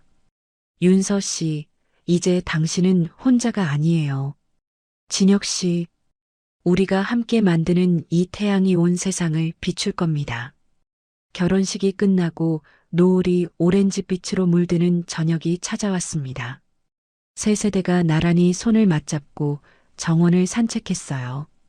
강 회장이 태양이의 오른손을, 윤서가 왼손을 잡았습니다. 진혁은 윤서의 허리를 감싸 안고 함께 걸었어요. 할아버지, 저 노을 예뻐요. 태양이가 하늘을 가리켰습니다. 그래, 예쁘구나. 하지만 우리 태양이가 더 예뻐. 강 회장이 웃었어요. 한때는 결코 만날 수 없을 것 같았던 극과 극의 세계가 진심이라는 다리를 건너 하나의 가족이 되었습니다. 가난을 증오해 돈의 성벽을 쌓았던 노신사.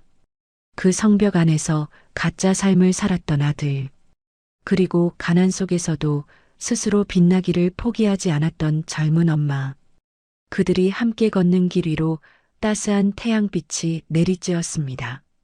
윤서가 하늘을 올려다보며 나지막이 중얼거렸어요. 엄마, 저 이제 괜찮아요. 행복해요. 진혁이 윤서의 손을 꼭 잡았습니다. 앞으로도 계속 행복할 거예요. 약속해요. 노을빛 정원 위로 네 사람의 웃음소리가 퍼져나갔습니다. 태양을 품은 떡볶이. 그 작은 분식집에서 시작된 이야기는 이렇게 아름다운 결말을 맞이했습니다. 하지만 이것은 끝이 아니라 새로운 시작이었어요. 태양상생재단은 앞으로도 수많은 사람들에게 따뜻한 한 끼와 희망을 전할 것입니다. 윤서가 그랬던 것처럼 가난 속에서도 빛나는 사람들이 다시 일어설 수 있도록. 그것이 바로 진짜 부의 의미였으니까요.